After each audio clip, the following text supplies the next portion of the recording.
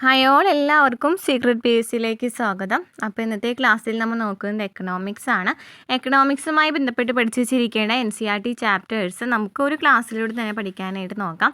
ഇതിൻ്റെ ഡീറ്റെയിൽ ആയിട്ടുള്ള ഓരോ ചാപ്റ്ററും ഡീറ്റെയിൽ ആയിട്ട് ഇപ്പം നമ്മളൊരു സീരീസ് സ്റ്റാർട്ട് ചെയ്തിട്ടുണ്ടായിരുന്നല്ലോ, SCERT NCERT ക്ലാസ്സുകൾ ഓരോ ടോപ്പിക് ബേസ്ഡ് ആയിട്ടുള്ള ആ ക്ലാസ്സുകളിൽ നമ്മൾ എടുക്കാം. ഇമ്പോർട്ടൻ്റ് ആയിട്ടുള്ള ചാപ്റ്റേഴ്സ് ഞാൻ സെപ്പറേറ്റ് ആയിട്ട് എടുത്തു തരാം. അല്ലാതെയുള്ള ഓരോ ചാപ്റ്ററും നമ്മൾ ആ ഒരു സീരീസിലൂടെയാണ് പഠിക്കുന്നത് കേട്ടോ. അതായത് ഇപ്പോൾ എക്കണോമിക്സിൻ്റെ ഒരു സീരീസ് സ്റ്റാർട്ട് ചെയ്തിട്ടുണ്ടായിരുന്നു, കണ്ടു എന്ന് വിചാരിക്കുന്നു. പ്രധാനമായിട്ടും ആദ്യം നമ്മുടെ ടോപ്പിക്ക് ഇന്ത്യ സാമ്പത്തിക രംഗമായിരുന്നു. അപ്പോൾ അതുമായി ബന്ധപ്പെട്ട് വരുന്ന SCERT ചാപ്റ്റർ നമ്മൾ പഠിക്കും, NCERT ചാപ്റ്ററും പഠിക്കും. അപ്പോൾ ഇത് രണ്ടും കൂടി കമ്പൈൻ ചെയ്തിട്ടാണ് ക്ലാസ്സുകൾ പോകുന്നത് കേട്ടോ. അപ്പോൾ ഇന്നത്തെ ക്ലാസ്സിൽ നമ്മൾ നോക്കുന്നത് എല്ലാ ചാപ്റ്റേഴ്സും പ്രധാനമായിട്ടും പഠിക്കേണ്ട, നമുക്ക് അറിയാം NCERT ആകുമ്പോൾ കുറച്ചധികം ഡീറ്റെയിൽ ആയിട്ടായിരിക്കും അതിൽ പറയുന്നുണ്ടായിരിക്കും. അപ്പോൾ ഇതിൽ ഇനി പഠിക്കുന്നവർ അതായത് എക്കണോമിക്സ് പഠിക്കുന്നുണ്ടെങ്കിൽ തീർച്ചയായിട്ടും ഈ ഒരു ഭാഗം സ്കിപ്പ് ചെയ്യരുത്. കാരണം നമുക്ക് എക്കണോമിക്സിൽ നിന്ന് ചോദ്യങ്ങൾ വരാറുണ്ട്. അപ്പോൾ ഡീറ്റെയിൽ ആയിട്ട് പഠിക്കാൻ, ഒരു ടെക്സ്റ്റ് ബുക്ക് ഫുള്ള് വായിച്ച് പഠിക്കാൻ മടിയുള്ള കുട്ടികൾ കാണുന്നുണ്ടെങ്കിൽ നമുക്കറിയാം അത്രയും ഡീപ്പായിട്ട് പഠിച്ചു വയ്ക്കുക എന്ന് പറയുന്നത് എളുപ്പമുള്ള കാര്യമൊന്നുമല്ല. അപ്പോൾ ഈ ഒരു ക്ലാസ് എന്തായാലും കാണാം. അതിനുശേഷം ഡീറ്റെയിൽ ആയിട്ട് നമ്മൾ ക്ലാസ്സുകൾ എടുക്കുമ്പോൾ അതും കൂടെ കാണാനായിട്ട് ശ്രമിക്കാം കേട്ടോ. അപ്പോൾ അത് ജസ്റ്റ് ഒന്ന് കണ്ടാൽ മതി. നമുക്കിതിൽ പ്രധാനമായിട്ടും പോയിൻറ്റ്സുകൾ ഈ ഒരു ചാപ്റ്ററിൽ എടുത്ത് പറയുന്നുണ്ട്. ഇതുപോലെ തന്നെ നമ്മൾ വേൾഡ് ജോഗ്രഫി ചെയ്തിട്ടുണ്ടായിരുന്നു. വേൾഡ് ജോഗ്രഫി എല്ലാ ചാപ്റ്റേഴ്സും 16 ചാപ്റ്റേഴ്സാണ് വരുന്നത്. ഈ ഒരു ചാപ്റ്റേഴ്സ് എല്ലാം കൂടിയിട്ട് നമ്മൊരു ക്ലാസ്സിലൂടെ തന്നിട്ടുണ്ടായിരുന്നു, കണ്ടിട്ടുണ്ടെന്ന് വിചാരിക്കുന്നു. അതുപോലെ തന്നെ ഇന്ത്യൻ ജോഗ്രഫി നമ്മൾ കംപ്ലീറ്റ് ചെയ്തിട്ടുണ്ടായിരുന്നു, കോൺസ്റ്റിറ്റ്യൂഷൻ കംപ്ലീറ്റ് ചെയ്തിട്ടുണ്ടായിരുന്നു. ഓക്കെ, അപ്പോൾ ഇന്നത്തെ ക്ലാസ് എക്കണോമിക്സ് ആണ്. പ്ലേലിസ്റ്റ് ചെക്ക് ചെയ്താൽ മതി കേട്ടോ. ഇതൊക്കെയാണ് വീഡിയോസ് ചെയ്തെന്ന് കാണാനായിട്ട് സാധിക്കും. അതുപോലെ തന്നെ SCERT ചാപ്റ്റേഴ്സ് 5ാം ക്ലാസ് മുതൽ 10ാം ക്ലാസ് വരെയുള്ള എല്ലാ ക്ലാസ്സുകളും എടുക്കുന്നുണ്ട്. ഇന്ത്യൻ ജോഗ്രഫി ആണെങ്കിൽ നമ്മൾ ഡീറ്റെയിൽ ആയിട്ട് ഓരോ ക്ലാസ്സുകൾ എടുത്ത് പോകുന്നുണ്ട്. അതുപോലെ തന്നെ ഇപ്പോൾ നമ്മൾ പുതിയതായിട്ടൊരു സീരീസ് സ്റ്റാർട്ട് ചെയ്തിട്ടുണ്ടായിരുന്നു, SCERT NCERT ചാപ്റ്റേഴ്സ് ഓരോ സിലബസ് ബേസ്ഡ് ആയിട്ട് നമുക്ക് ഏതൊരു എക്സാമിനാണെങ്കിലും ഇനി വരുന്ന എല്ലാ പരീക്ഷകൾക്കും ഇമ്പോർട്ടൻ്റ് ആയിട്ടുള്ള ഒരു ഭാഗം തന്നെയാണ് നമ്മൾ ക്ലാസ്സുകൾ എടുക്കുന്നത്. അതായത് പഴയ SCERTയും പുതിയ SCERTയും NCERTയും പ്ലസ് പ്രീവിയസ് ക്വസ്റ്റ്യൻ ആൻസേഴ്സ്, അങ്ങനെയാണ് ആ ക്ലാസ്സുകൾ പോകുന്നത് കേട്ടോ. അപ്പോൾ ക്ലാസ്സുകൾ കാണാത്തിട്ടുണ്ടെങ്കിൽ പോയി കാണാം. നമുക്ക് ഈ ഒരു എക്സാം തന്നെ വില്ലേജ് ഫീൽഡ് അസിസ്റ്റൻറ്റ് വരുന്നുണ്ട്, LDC വരുന്നുണ്ട്, ഡിഗ്രി മെയിൻസ് വരുന്നുണ്ട്, കമ്പനി ബോർഡ് മെയിൻസ് വരുന്നുണ്ട്. അതുപോലെ തന്നെ ഏതൊക്കെയാണ് LDC അടുത്ത കൊല്ലം ലാസ്റ്റ് ഗ്രേഡ് വരുന്നുണ്ട്. അപ്പോൾ കുറേ എക്സാമുകൾ ഇനി വരാനിരിക്കുന്നുണ്ട്. അപ്പോൾ ഈ പരീക്ഷകൾക്കൊക്കെ എന്തായാലും ഈ ഒരു ഭാഗം പഠിക്കാനായിട്ട് ശ്രമിക്കാം കേട്ടോ. അപ്പോൾ ക്ലാസ്സിലേക്ക് കിടക്കാം അല്ലേ. നമുക്ക് ആദ്യം തന്നെ ഏതൊക്കെ ടോപ്പിക്സാണ്, ഏതൊക്കെ ചാപ്റ്റേഴ്സാണ് ഈ +1 എക്കണോമിക്സിൽ വരുന്നത് നമുക്ക് നോക്കാം. ആദ്യം വരുന്നത് വികസന നയങ്ങളും അനുഭവങ്ങളും എന്ന് പറയുന്ന യൂണിറ്റ് ആണ്. അതിൽ സ്വാതന്ത്ര്യം ലഭിക്കുന്നതിന് മുമ്പുള്ള ഇന്ത്യൻ സമ്പദ്ഘടനയെക്കുറിച്ച് പറയുന്നു, ഇന്ത്യൻ സമ്പദ് വ്യവസ്ഥയെക്കുറിച്ച് പറയുന്നു. ഈ രണ്ടാമത്തെ യൂണിറ്റ് 1991 മുതലുള്ള സാമ്പത്തിക പരിഷ്കാരങ്ങളാണ്. ഉദാരവൽക്കരണം, സ്വകാര്യവൽക്കരണം, ആഗോളവൽക്കരണം ഇമ്പോർട്ടൻ്റ് ആണ് അല്ലേ, അറിയാവുന്ന കാര്യമായിരിക്കും. കുറേ ക്വസ്റ്റ്യൻസ് നമുക്ക് ഈ അടുത്ത് നടന്ന എക്സാമുകളിൽ ചോദിച്ചിട്ടുണ്ട്. ഇനി മൂന്നാമത്തെ യൂണിറ്റ് ഇന്ത്യൻ സമ്പദ് വ്യവസ്ഥ ഇന്ന് നേരിടുന്ന വെല്ലുവിളികളാണ്. നമുക്ക് ഡീറ്റെയിൽ ആയിട്ട് എനിക്ക് തോന്നുന്നു സ്വതന്ത്രാനന്തര ഇന്ത്യ എന്ന് പറയുന്ന ഒരു ഭാഗമില്ലേ, ആ ഒരു ഭാഗത്തു നിന്നൊക്കെ എക്കണോമിക്സിൻ്റെ ഭാഗത്തു നിന്ന് ചോദ്യങ്ങൾ വരാറുണ്ട് അല്ലേ. അപ്പോൾ അധ്യായം 4 ദാരിദ്ര്യം, അധ്യായം 5 മനുഷ്യ മൂലധന രൂപീകരണം ഇന്ത്യയിൽ, അധ്യായം 6 ഗ്രാമവികസനം, അധ്യായം 7 തൊഴിൽ വളർച്ചയും അനൗപചാരികവൽക്കരണവും മറ്റ് പ്രശ്നങ്ങളും, അധ്യായം 8 പശ്ചാത്തല സൗകര്യം, അധ്യായം 9 പരിസ്ഥിതിയും സുസ്ഥിര വികസനവും. പിന്നെ യൂണിറ്റ് 4 ഇന്ത്യയുടെ വികസനം, അതായത് വികസന അനുഭവങ്ങൾ അയൽ രാജ്യങ്ങളുമായിട്ടൊരു കമ്പാരിസൺ കൂടെ അവിടെ പറയുന്നുണ്ട്. അപ്പോൾ ഇത്രയും ചാപ്റ്റേഴ്സാണ് നമുക്ക് പ്രധാനമായിട്ടും പഠിച്ചു വെച്ചിരിക്കേണ്ടത്. മനസ്സിലാവുകയാണെന്നുണ്ടെങ്കിൽ സപ്പോർട്ട് ചെയ്യുക, ലൈക്ക് ചെയ്യുക, കമൻറ്റ് ചെയ്യുക, ഹൈപ്പും കൂടെ ചെയ്യാം കേട്ടോ. അപ്പോൾ ക്ലാസ്സിലേക്ക് കിടക്കാം. അതുപോലെ തന്നെ ടെലഗ്രാം ഗ്രൂപ്പിൽ ജോയിൻ ചെയ്യാത്തവരുണ്ടെന്നുണ്ടെങ്കിൽ ജോയിൻ ചെയ്യുക. അതിൽ നമ്മൾ ഇതിന് ഈ നോട്ട്സ് ഇട്ട് തരുന്നതായിരിക്കും. അതുപോലെ തന്നെ ടെക്സ്റ്റ് ബുക്കും ഞാൻ അതിൽ ഫോർവേഡ് ചെയ്ത് തരാം. കുറച്ച് നോട്ട്സ് പെൻഡിങ് ആയിട്ട് കിടക്കുന്നുണ്ട്, ഞാൻ ഉടനെ തന്നെ ആ ഒരു നോട്ട്സ് കൂടെ തരാം കേട്ടോ. കുറേ കമൻറ്റ്സ് ഞാൻ കണ്ടു നോട്ട്സ് തരാനായിട്ട്. ഓക്കെ, അപ്പോൾ നമുക്ക് കുറച്ച് ദിവസങ്ങൾക്കുള്ളിൽ തന്നെ, ഈ ഒരു മാസത്തിനുള്ളിൽ തന്നെ മാക്സിമം ഞാൻ ആ ക്ലാസ് നോട്ട്സുകളൊക്കെ തരാനായിട്ട് ശ്രമിക്കാം കേട്ടോ. ഒന്നാമത്തെ ചാപ്റ്ററിൻ്റെ പേര് സ്വാതന്ത്ര്യ ലബ്ധി വരെയുള്ള ഇന്ത്യൻ സമ്പദ് വ്യവസ്ഥയാണ്. നമ്മൾ ഡീറ്റെയിൽ ആയിട്ട് ചാപ്റ്റർ വൈസ് ആയിട്ട് ക്ലാസ് തന്നിട്ടുണ്ടായിരുന്നു. എക്കണോമിക്സ് ക്ലാസ്സുകൾ കണ്ടു എന്ന് വിചാരിക്കുന്നു. VFAയുടെ നമ്മൾ സ്റ്റാർട്ട് ചെയ്തിട്ടുണ്ടായിരുന്നു. അപ്പോൾ അതിൽ ഡീറ്റെയിൽ ആയിട്ട് എടുത്തതാണ്.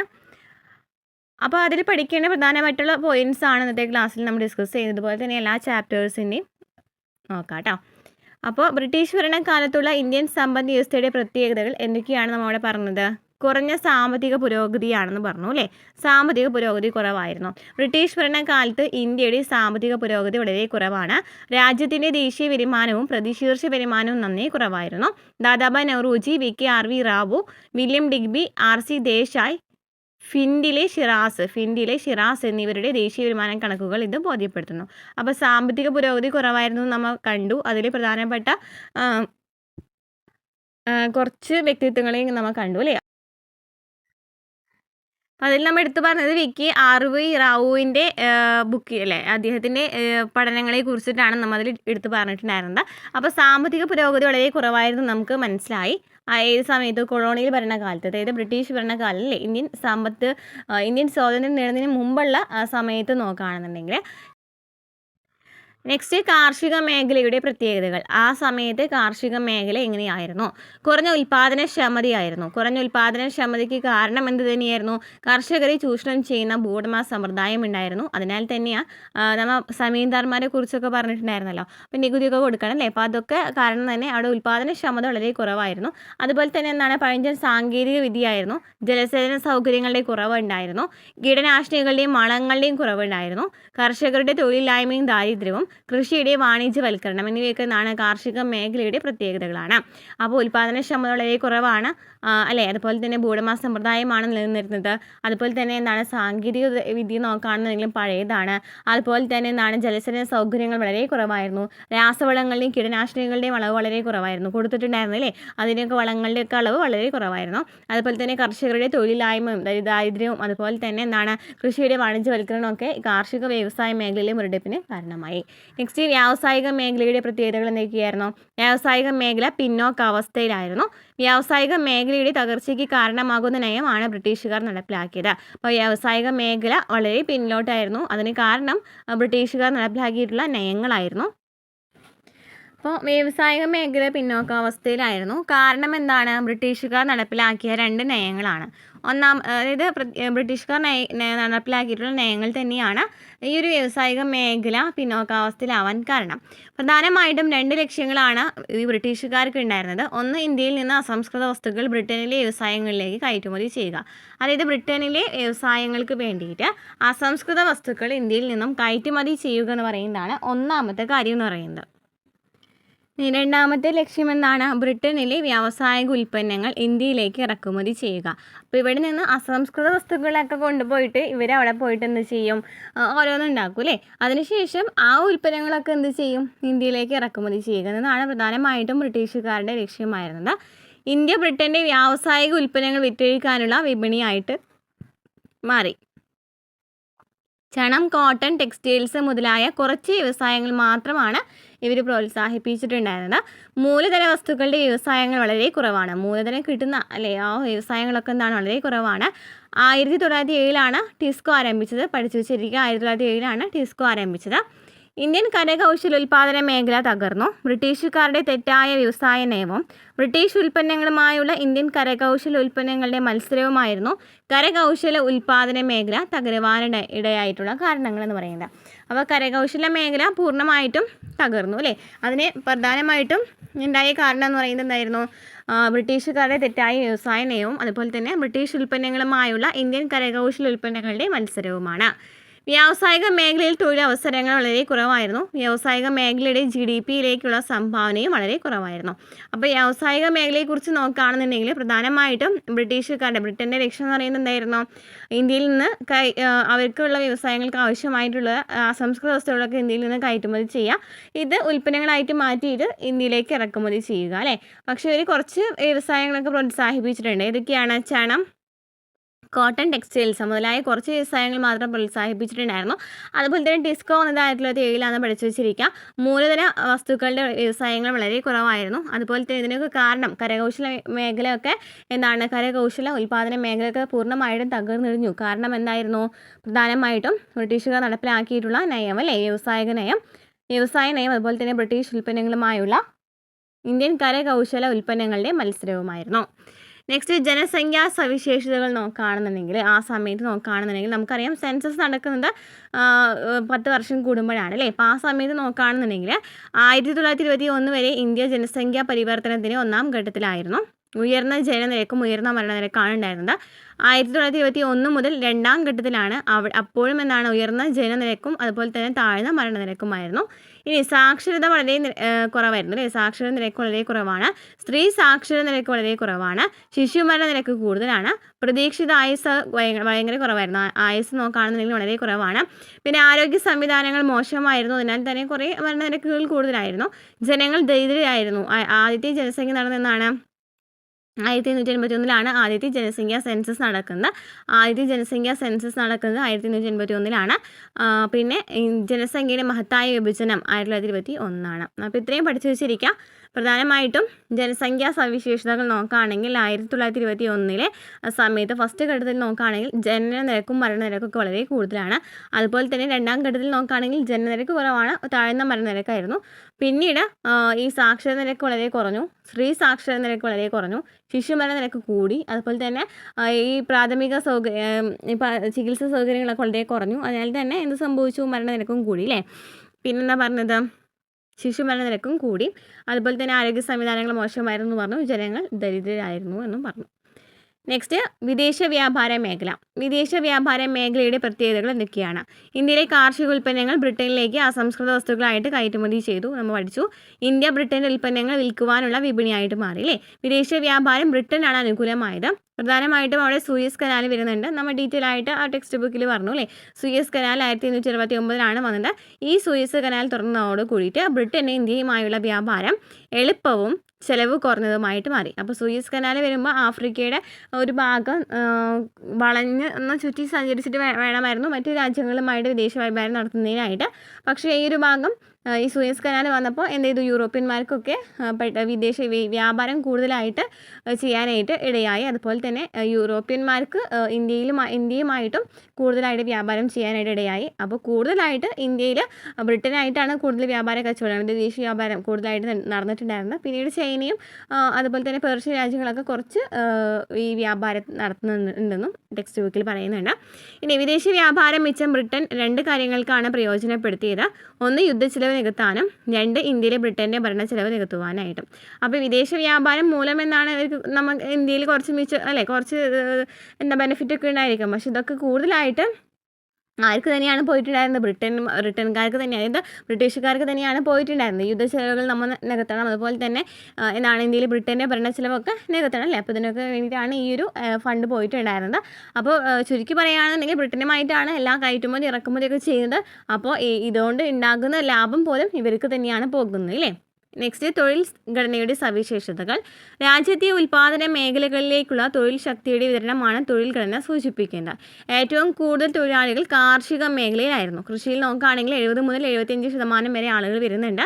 വ്യവസായം നോക്കുകയാണെങ്കിൽ 10%, സേവന മേഖല നോക്കുകയാണെങ്കിലോ 15 മുതൽ 20% വരെയാണ്. തൊഴിൽ ഘടനയിൽ പ്രാദേശിക അസമത്വം നിലനിന്നിരുന്നു. തൊഴിൽ ഘടനയിൽ നോക്കുകയാണെങ്കിൽ അസമത്വം ഉണ്ടായിരുന്നു. ഇനി നെക്സ്റ്റ്, അടിസ്ഥാന സൗകര്യങ്ങളുടെ പ്രത്യേകതകൾ. ഇന്ത്യയിൽ പോസ്റ്റ് ആൻഡ് ടെലഗ്രാഫ്, ഇംഗ്ലീഷ് വിദ്യാഭ്യാസം, റെയിൽവേ മുതലായവ ആരംഭിച്ചത് ബ്രിട്ടീഷുകാരാണ്. ഇന്ത്യയിലെ പോസ്റ്റ്, ടെലഗ്രാഫ്, ഇംഗ്ലീഷ് വിദ്യാഭ്യാസം, റെയിൽവേ ഒക്കെ ആരംഭിച്ചത് ആരാണ്? ബ്രിട്ടീഷുകാരാണ്. റെയിൽവേ ആരംഭിച്ചതെന്നാണ് 1850 അല്ലേ റെയിൽവേ ആരംഭിച്ചത്. ഉൾനാടൻ ജലഗതാഗതത്തെ പ്രോത്സാഹിപ്പിച്ചു. ഇന്ത്യയിൽ ബ്രിട്ടീഷ് ഭരണം സുഗമമാക്കാനും ബ്രിട്ടീഷ് ഉൽപ്പന്നങ്ങൾക്ക് ഇന്ത്യയിലെ കമ്പോളം മെച്ചപ്പെടുത്തുവാനുമാണ് ബ്രിട്ടീഷ് ഗവൺമെൻറ് ഇന്ത്യയിൽ അടിസ്ഥാന സൗകര്യങ്ങളെ വികസിപ്പിച്ചത്. അപ്പോൾ ഈ റെയിൽ ഗതാഗതം കൊണ്ടുവരുന്നുണ്ട്. അതുപോലെ തന്നെ എന്തൊക്കെയാണ് ഈ പോസ്റ്റ് ആൻഡ് ടെലഗ്രാഫ്, പിന്നെ എന്തൊക്കെയാണ് പറഞ്ഞത്, ഉൾനാടൻ ജലഗതാഗതമൊക്കെ ഉണ്ട് അല്ലേ. ഇതൊക്കെ പ്രോത്സാഹിപ്പിച്ചിട്ടുള്ളതൊക്കെ എന്തിനു വേണ്ടിയിട്ടാണ്? ഈ ബ്രിട്ടീഷുകാരുടെ അടിസ്ഥാന സൗകര്യങ്ങൾ അല്ലേ, ബ്രിട്ടീഷുകാർക്ക് കമ്പോളം മെച്ചപ്പെടുത്താൻ വേണ്ടിയിട്ടാണ് ഇന്ത്യയിലെ ബ്രിട്ടീഷ് ഭരണം സുഗമമാക്കുന്നതിന് വേണ്ടിയൊക്കെയാണ് ഈ കാര്യങ്ങൾ ബ്രിട്ടീഷുകാർ ചെയ്യുന്നത്. അപ്പോൾ അവരുടെ നന്മയ്ക്ക് വേണ്ടി തന്നെയാണ് ഇവിടെ കുറേ കാര്യങ്ങൾ ചെയ്തിട്ടുള്ളതെന്ന് മനസ്സിലാക്കാം. അപ്പോൾ ഇത്രയാണ് ഒന്നാമത്തെ ചാപ്റ്ററിൽ പറയുന്നത്. ഇനി രണ്ടാമത്തെ ചാപ്റ്റർ നോക്കുകയാണെങ്കിൽ ചാപ്റ്ററിൻ്റെ പേരെന്താണ്? ഇന്ത്യൻ സമ്പദ് വ്യവസ്ഥ എന്നാണ്. 1950 മുതൽ 1990 വരെയുള്ള കാലഘട്ടമാണ് ഇന്ത്യൻ സമ്പദ് വ്യവസ്ഥ അല്ലേ. ഇന്ത്യ സ്വാതന്ത്ര്യം കിട്ടിയതിന് ശേഷം ഒരു മിശ്ര സമ്പദ് വ്യവസ്ഥയായി നിലകൊണ്ടു അല്ലേ. സ്വാതന്ത്ര്യം കിട്ടിയതിന് ശേഷം നോക്കുകയാണെന്നുണ്ടെങ്കിൽ ഇന്ത്യ എന്താണ്? മിശ്ര സമ്പദ് വ്യവസ്ഥയാണ് അല്ലേ, മിശ്ര സമ്പദ് വ്യവസ്ഥയാണ്. സ്വതന്ത്രാനന്തര ഇന്ത്യ എന്ന് പറയുന്ന ഒരു ഭാഗമുണ്ട് നമുക്ക് പഠിക്കാനായിട്ട്. എക്കണോമിക്സ് അല്ലാതെ തന്നെ നമുക്ക് ഏതിലാണ് വരുന്നത്? ഇന്ത്യൻ ഹിസ്റ്ററിയിൽ വരുന്നുണ്ട് അല്ലേ, നമുക്കൊരു ടോപ്പിക്ക് വരുന്നുണ്ട് അല്ലേ, സ്വതന്ത്രാനന്തര ഇന്ത്യ. അപ്പോൾ ആ ഒരു ഭാഗത്തൊക്കെ നമുക്ക് എക്കണോമിക്സിലെ ചോദ്യങ്ങൾ വരാം. അതായത് ഈ ഒരു ക്വസ്റ്റ്യൻസൊക്കെയാണ് ആ ഒരു ഭാഗത്ത് നമുക്ക് പ്രതീക്ഷിക്കാവുന്ന ചോദ്യങ്ങൾ. അപ്പം ഇന്ത്യ സ്വാതന്ത്ര്യം കിട്ടിയതിന് ശേഷം ഒരു മിശ്ര സമ്പദ് വ്യവസ്ഥയാണ് നമുക്കറിയാം ഇന്ത്യയിൽ മിശ്ര സമ്പദ് വ്യവസ്ഥയാണ്. എന്നാണ് പ്ലാനിംഗ് കമ്മീഷൻ നിലവിൽ വന്നത്? 1950 അല്ലേ, 1950 ഇന്ത്യയിൽ പ്ലാനിംഗ് കമ്മീഷൻ നിലവിൽ വന്നത്. 1951 ഇന്ത്യയിൽ ആദ്യത്തെ പഞ്ചവത്സര പദ്ധതി നടപ്പിലാക്കി. അപ്പോൾ 1950 പ്ലാനിംഗ് കമ്മീഷൻ വന്നു, 1951 ആദ്യത്തെ പഞ്ചവത്സര പദ്ധതിയും നടപ്പിലാക്കി. PC മഹാലനോബിസ് ആണ് ഇന്ത്യൻ ആസൂത്രണത്തിൻ്റെ ശില്പി. ഇന്ത്യൻ ആസൂത്രണത്തിൻ്റെ ശില്പി ആരാണ്? PC മഹാലനോബിസ് ആണ് ഇന്ത്യൻ ആസൂത്രണത്തിൻ്റെ ശില്പി. ഇനി ആസൂത്രണ കമ്മീഷൻ്റെ ചെയർമാൻ എപ്പോഴും ആരായിരിക്കും? പ്രധാനമന്ത്രി ആയിരിക്കും. ആരാണ് ഇപ്പോഴത്തെ ആസൂത്രണ കമ്മീഷൻ ചെയർമാൻ ചോദിക്കുകയാണെങ്കിൽ ഇപ്പോഴത്തെ പ്രധാനമന്ത്രി ആരാണോ അവരെയാണ് എഴുതുക അല്ലേ. അപ്പോൾ എന്താ പറഞ്ഞത്? ഇന്ത്യ എന്ന് പറയുന്നത് മിശ്ര സമ്പദ് വ്യവസ്ഥയാണ്. അതുപോലെ തന്നെ 1950 പ്ലാനിംഗ് കമ്മീഷൻ വരുന്നത്. 1951 പഞ്ചവത്സര പദ്ധതി നടപ്പിലാക്കിയത്. PC മഹാലനോബിസ് ആണ് ഇന്ത്യൻ ആസൂത്രണത്തിൻ്റെ ശില്പി എന്ന് പറയുന്നത്. ആസൂത്രണ കമ്മീഷന്റെ ചെയർമാൻ ആരാണ്? പ്രധാനമന്ത്രിയാണ്. അപ്പോൾ ആസൂത്രണത്തിൻ്റെ ശില്പി ചോദിക്കുകയാണെങ്കിൽ, ഇന്ത്യൻ ആസൂത്രണത്തിൻ്റെ ശില്പി ചോദിക്കുകയാണെങ്കിൽ PC മഹാലനോബിസ് ആണ്. ആസൂത്രണ കമ്മീഷൻ്റെ ചെയർമാൻ ആരാണ്? പ്രധാനമന്ത്രിയാണ് അല്ലേ. ഇനി ഇന്ത്യൻ ആസൂത്രണത്തിൻ്റെ ലക്ഷ്യങ്ങൾ ചോദിക്കുകയാണെങ്കിൽ ഏതൊക്കെയാണ്? സാമ്പത്തിക വളർച്ച, ആധുനികവൽക്കരണം, സ്വാശ്രയത്വം, നീതിയും സമത്വവും. നമുക്ക് CRT പറയുന്നതാണ് അല്ലേ. ഇന്ത്യൻ ആസൂത്രണത്തിൻ്റെ ലക്ഷ്യങ്ങൾ എന്തൊക്കെയാണ്? സാമ്പത്തിക വളർച്ച, ആധുനികവൽക്കരണം, സ്വാശ്രയത്വം, നീതി, സമത്വം. എന്താണ് സാമ്പത്തിക വളർച്ച എന്ന് വെച്ചാൽ ഇന്ത്യയിലെ, അതായത് സാമ്പത്തിക വളർച്ച നേടുക എന്ന് പറയുന്നത് ഇന്ത്യയിൽ ആസൂത്രണത്തിൻ്റെ പ്രധാനപ്പെട്ട ലക്ഷ്യമാണ്. രാജ്യത്തിൻ്റെ GDPയുടെ തോത് വർദ്ധിക്കുമ്പോഴാണ് സാമ്പത്തിക വളർച്ച ഉണ്ടാകുന്നത്. GDP കൂടാണെന്നുണ്ടെങ്കിൽ അവിടെ സാമ്പത്തിക വളർച്ചയും ഉണ്ടാകുന്നു. നെക്സ്റ്റ് ആധുനികവൽക്കരണം ആസൂത്രണത്തിൻ്റെ മറ്റൊരു ലക്ഷ്യമാണ്. സാങ്കേതിക വിദ്യയുടെ നവീകരണമാണ് ആധുനികവൽക്കരണം എന്ന് വെച്ചാൽ. എന്താണ്? സാങ്കേതിക വിദ്യയുടെ നവീകരണമാണ്. ഇതിലൂടെ സമ്പദ് വ്യവസ്ഥയിലെ ഉൽപ്പാദന തോതും ഉൽപ്പാദനക്ഷമതയും വർദ്ധിപ്പിക്കുവാൻ കഴിയും. എന്താണ്? ഉൽപ്പാദനക്ഷമതയും ഉൽപ്പാദന തോതും വർദ്ധിപ്പിക്കാൻ കഴിയും. ജനങ്ങളുടെ സാമൂഹ്യ പദവി ഉയരുന്നതും ജീവിത നിലവാരം മെച്ചപ്പെടുന്നതും ഈ ആധുനികവൽക്കരണത്തിൻ്റെ ഭാഗമായിട്ടാണ്. നെക്സ്റ്റ് വരുന്നത് സ്വാശ്രയത്വമാണ്. എന്താണ് സ്വാശ്രയത്വം? മറ്റുള്ളവരെ ആശ്രയിക്കാതെ സ്വന്തമായി ഉൽപ്പാദിപ്പിക്കാനുള്ള കഴിവുണ്ടാക്കിയെടുക്കുക എന്ന് പറയുന്നതാണ് ഈ സ്വാശ്രയത്വം എന്ന് വെച്ചാൽ. ഇതിലൂടെ ആഭ്യന്തര ഉൽപ്പാദന തോത് വർദ്ധിപ്പിക്കുവാനും ഇറക്കുമതിയെ കുറയ്ക്കുവാനും കഴിയും. ഇത് ആസൂത്രണത്തിൻ്റെ ലക്ഷ്യമാണ്. അപ്പോൾ സ്വാശ്രയത്വം എന്ന് വെച്ചാൽ മറ്റുള്ളവരെ ആശ്രയിക്കാതെ തന്നെ നമുക്ക് സ്വന്തമായിട്ട് ഉൽപ്പാദിപ്പിക്കാനുള്ള കഴിവ് നേടിയെടുക്കുക എന്ന് പറയുന്നതാണ്. ഇതും എന്താണ്? ഉൽപ്പാദന തോത് വർദ്ധിപ്പിക്കാനുള്ള വേറൊരു മാർഗ്ഗമാണ്. നെക്സ്റ്റ് നോക്കുകയാണെങ്കിൽ സമത്വവും നീതിയും സമ്പദ് വ്യവസ്ഥയിൽ ഉറപ്പാക്കുക എന്നത് ഇന്ത്യയിലെ ആസൂത്രണത്തിൻ്റെ ഒരു പ്രധാനപ്പെട്ട ലക്ഷ്യമാണ്. ഇതിനായി സ്വത്തും വരുമാനവും തുല്യമായി വിതരണം ചെയ്യേണ്ടതാണ്. ഈ സമത്വം അല്ലെങ്കിൽ നീതിയൊക്കെ കൊടുക്കണം എന്നുണ്ടെങ്കിൽ എന്ത് ചെയ്യണം? സ്വത്തും വരുമാനമൊക്കെ തുല്യമായിട്ട് വിതരണം ചെയ്യണം. സമൂഹത്തിലെ ഏറ്റവും പിന്നോക്കാവസ്ഥയിലുള്ള ജനങ്ങളെ സാമൂഹ്യമായി ഉയർത്തിക്കൊണ്ടുവരേണ്ടതും ആവശ്യമാണ്. ഏറ്റവും പിന്നോക്കാവസ്ഥയിലുള്ള ജനങ്ങളെ മുൻനിരയിലേക്ക് കൊണ്ടുവരാൻ ഇതൊക്കെ എന്താണ്? ഈ ഒരു സമത്വം എന്ന് പറയുന്ന സമത്വം എന്ന് വെച്ചാൽ എന്താണ്? എല്ലാവരും തുല്യരാണ് അല്ലേ. അപ്പോൾ പിന്നോക്കാവസ്ഥയിലുള്ള ആൾക്കാരൊക്കെ എന്താണ്? മുൻനിരയിലേക്ക് എത്തിച്ചു കൊണ്ടുവരണം. അതായത് സാമൂഹ്യമായിട്ട് ഉയർത്തി കൊണ്ടുവരണം. അപ്പോൾ എന്തൊക്കെയാണ് പ്രധാനപ്പെട്ട ലക്ഷ്യങ്ങൾ പറഞ്ഞത്? സാമ്പത്തിക വളർച്ച എന്ന് വെച്ചാൽ എന്താണ്? സാമ്പത്തിക വളർച്ച എന്ന് വെച്ചാൽ GDPയുടെ തോത് വർദ്ധിക്കുകയാണെങ്കിൽ സാമ്പത്തിക വളർച്ചയും ഉണ്ടാക്കുന്നു എന്ന് പറഞ്ഞു. ആധുനികവൽക്കരണം എന്ന് വെച്ചാൽ സാങ്കേതിക വിദ്യ ഉപയോഗിക്കുകയാണെന്നുണ്ടെങ്കിൽ, അതായത് സാങ്കേതിക വിദ്യയുടെ നവീകരണം ഒക്കെ എന്താണ്? ആധുനികവൽക്കരണമാണ്. ഇതുവഴിയും എന്താണ്? ജനങ്ങളുടെ ജീവിത നിലവാരം മെച്ചപ്പെടുത്താനൊക്കെ പറ്റും. അതുപോലെ തന്നെ നെക്സ്റ്റ് സ്വാശ്രയത്വം പറഞ്ഞു. സ്വാശ്രയത്വം എന്ന് വെച്ചാൽ മറ്റുള്ളവരെ ആശ്രയിക്കാതെ തന്നെ സ്വന്തമായിട്ട് ഉൽപ്പാദിപ്പിക്കുന്നതിനുള്ള കഴിവ് അല്ലേ, അതിനെയാണ് കഴിവുണ്ടാക്കിയെടുക്കുന്നതിനാണ് സ്വാശ്രയത്വം എന്ന് പറയുന്നത്. ഇതിലൂടെ നമുക്ക് എന്ത് ചെയ്യാം? ഉൽപ്പാദന തോത് വർദ്ധിപ്പിക്കാം, ഇറക്കുമതി കുറയ്ക്കാൻ പറ്റും. നെക്സ്റ്റ് സമത്വവും നീതിയും, എല്ലാവർക്കും തുല്യ പരിഗണന കൊടുക്കുക എന്ന് പറയുന്നു അല്ലേ. നെക്സ്റ്റ് വരുന്നത് ഹരിത വിപ്ലവമാണ്. നമുക്കറിയാം നമ്മുടെ ഒരു സിലബസ് കണ്ടിട്ടുണ്ടായിരുന്നല്ലോ അല്ലേ. എക്കണോമിക്സിൻ്റെ സിലബസിൽ എന്താണ്?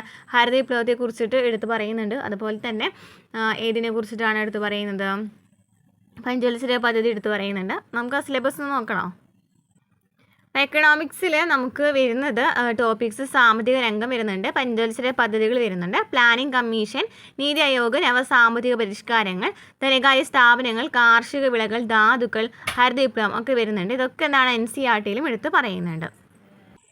അപ്പോൾ നമ്മൾ PVQ ചെയ്യുമ്പോൾ കുറേ ക്വസ്റ്റ്യൻസിലെ ഹരിത വിപ്ലവത്തിനെ കുറിച്ച് കുറേ ക്വസ്റ്റ്യൻസ് ഈ അടുത്ത് നടന്ന പരീക്ഷകൾ 2025-26 നടന്ന പരീക്ഷകളിലൊക്കെ ഹരിത വിപ്ലവമാണ് കൂടുതലായിട്ട് എടുത്ത് ചോദിച്ചിരിക്കുന്നത്. അപ്പോൾ ഹരിത വിപ്ലവം എന്ന് വെച്ചാൽ എന്താണ്? ആധുനിക സാങ്കേതിക വിദ്യയുടെയും അത്യുൽപാദന ശേഷിയുള്ള വിത്തിനങ്ങളുടെയും സഹായത്താൽ കാർഷിക ഉൽപാദനക്ഷമത വർദ്ധിച്ചതിനെയാണ് ഹരിത വിപ്ലവം എന്ന് പറയുന്നത് അല്ലേ. ഹരിത വിപ്ലവം എന്ന് വെച്ചാൽ എന്താണ്? ആധുനിക സാങ്കേതിക വിദ്യകളുടെയും അത്യുൽപാദന ശേഷിയുള്ള വിത്തിനങ്ങളുടെയും സഹായത്താൽ കാർഷിക ഉൽപാദനക്ഷമത വർദ്ധിപ്പിച്ചതിനെയാണ് ഹരിത വിപ്ലവം എന്ന് പറയുന്നത്. ഹരിത വിപ്ലവത്തിന് 2 ഘട്ടങ്ങളുണ്ട് അല്ലേ. ഒന്ന് 1960 പകുതിയിലുണ്ടായ 1-ാം ഘട്ടം, 2 1970 പകുതിയിലുണ്ടായ 2-ാം ഘട്ടം. അപ്പോൾ ഹരിത വിപ്ലവം എന്ന് വെച്ചാൽ എന്താണ്? അത്യുൽപാദന ശേഷിയുള്ള വിത്തിനങ്ങളൊക്കെ ഉപയോഗിച്ചിട്ട് കാർഷിക ഉൽപാദനക്ഷമത വർദ്ധിപ്പിച്ചു. അതിനെയാണ് ഹരിത വിപ്ലവം എന്ന് പറയുന്നത്. ഇത് 2 ഘട്ടങ്ങളിലായിട്ടാണ് നടന്നത്. ഒന്ന് 1960 പകുതിയിലുണ്ടായ 1-ാം ഘട്ടവും, 2 1970 പകുതിയിലുണ്ടായ 2-ാം ഘട്ടവും. ഇനി പ്രധാനമായിട്ടും താഴെ പറയുന്ന ഘടകങ്ങളാണ് നമ്മുടെ രാജ്യത്തെ ഹരിത വിപ്ലവത്തിന് നിദാനമായ ഘടകങ്ങൾ. ഈ ക്വസ്റ്റ്യൻസ് കണ്ടിട്ടുണ്ടെന്ന് വിചാരിക്കുന്നു. ഈ ഒരു ക്വസ്റ്റ്യനൊക്കെ നമുക്ക് SCERT ഹരിത വിപ്ലവത്തെക്കുറിച്ച് പറയുന്നുണ്ട് കേട്ടോ. എന്നാലും നമുക്ക് NCERT കുറച്ചും കൂടി പോയിന്റ്സും കൂടി ആഡ് ചെയ്തിട്ട് പറയുന്നുണ്ട്. അപ്പോൾ പ്രധാനമായിട്ടും ഇവിടെ ഉണ്ടായിരുന്ന നമുക്ക് എപ്പോഴും സ്റ്റേറ്റ്മെൻ്റ് ആയിട്ട് വന്ന് ചോദിച്ചിരുന്ന ക്വസ്റ്റ്യൻസ് ആണ് അല്ലേ. ഇത് അത്യുൽപാദന ശേഷിയുള്ള വിത്തനങ്ങൾ ഉപയോഗിച്ചിട്ടുണ്ടായിരുന്നു. പിന്നെ യന്ത്രവൽക്കരണം പോലെയുള്ള ആധുനിക സാങ്കേതിക വിദ്യകൾ, മെച്ചപ്പെട്ട ജലസേചന സൗകര്യങ്ങൾ, രാസവളങ്ങളും രാസകീടനാശിനികളും, കാർഷിക വായ്പകളും കാർഷിക ഗവേഷണവും ഒക്കെ ഇമ്പോർട്ടൻ്റ് ആയിട്ട് എടുത്ത് പറയുന്ന പോയിന്റ്സ് ആണ്. അപ്പോൾ എന്തൊക്കെയാണ് ഹരിത വിപ്ലവത്തിന് ഉപയോഗിച്ചിട്ടുള്ളത്, അല്ലെങ്കിൽ ഹരിത വിപ്ലവത്തിൻ്റെ നേട്ടങ്ങൾ ചോദിക്കുകയാണെങ്കിൽ അത്യുൽപാദന ശേഷിയുള്ള വിത്തിനങ്ങൾ കിട്ടിയില്ലേ. അതുപോലെ തന്നെ യന്ത്രവൽക്കരണം പോലെയുള്ള ആധുനിക സാങ്കേതിക വിദ്യകൾ, മെച്ചപ്പെട്ട ജലസേചന സൗകര്യങ്ങൾ, രാസവളങ്ങളും രാസകീടനാശിനികളും, കാർഷിക വായ്പകളും കാർഷിക ഗവേഷണവും. നെക്സ്റ്റ് എന്തൊക്കെ നേട്ടങ്ങളാണ് ലഭിച്ചിട്ടുള്ളതെന്നാണ് പറയുന്നത്. ഹരിത വിപ്ലവത്തിലൂടെ ഉണ്ടായ നേട്ടങ്ങൾ എന്തൊക്കെയാണ്? കാർഷിക ഉൽപാദനക്ഷമത വർദ്ധിച്ചു. ഭക്ഷ്യധാന്യങ്ങളുടെ സ്റ്റോക്ക് വർദ്ധിച്ചു. ഭക്ഷ്യ പ്രതിസന്ധി പരിഹരിക്കാൻ കഴിഞ്ഞു.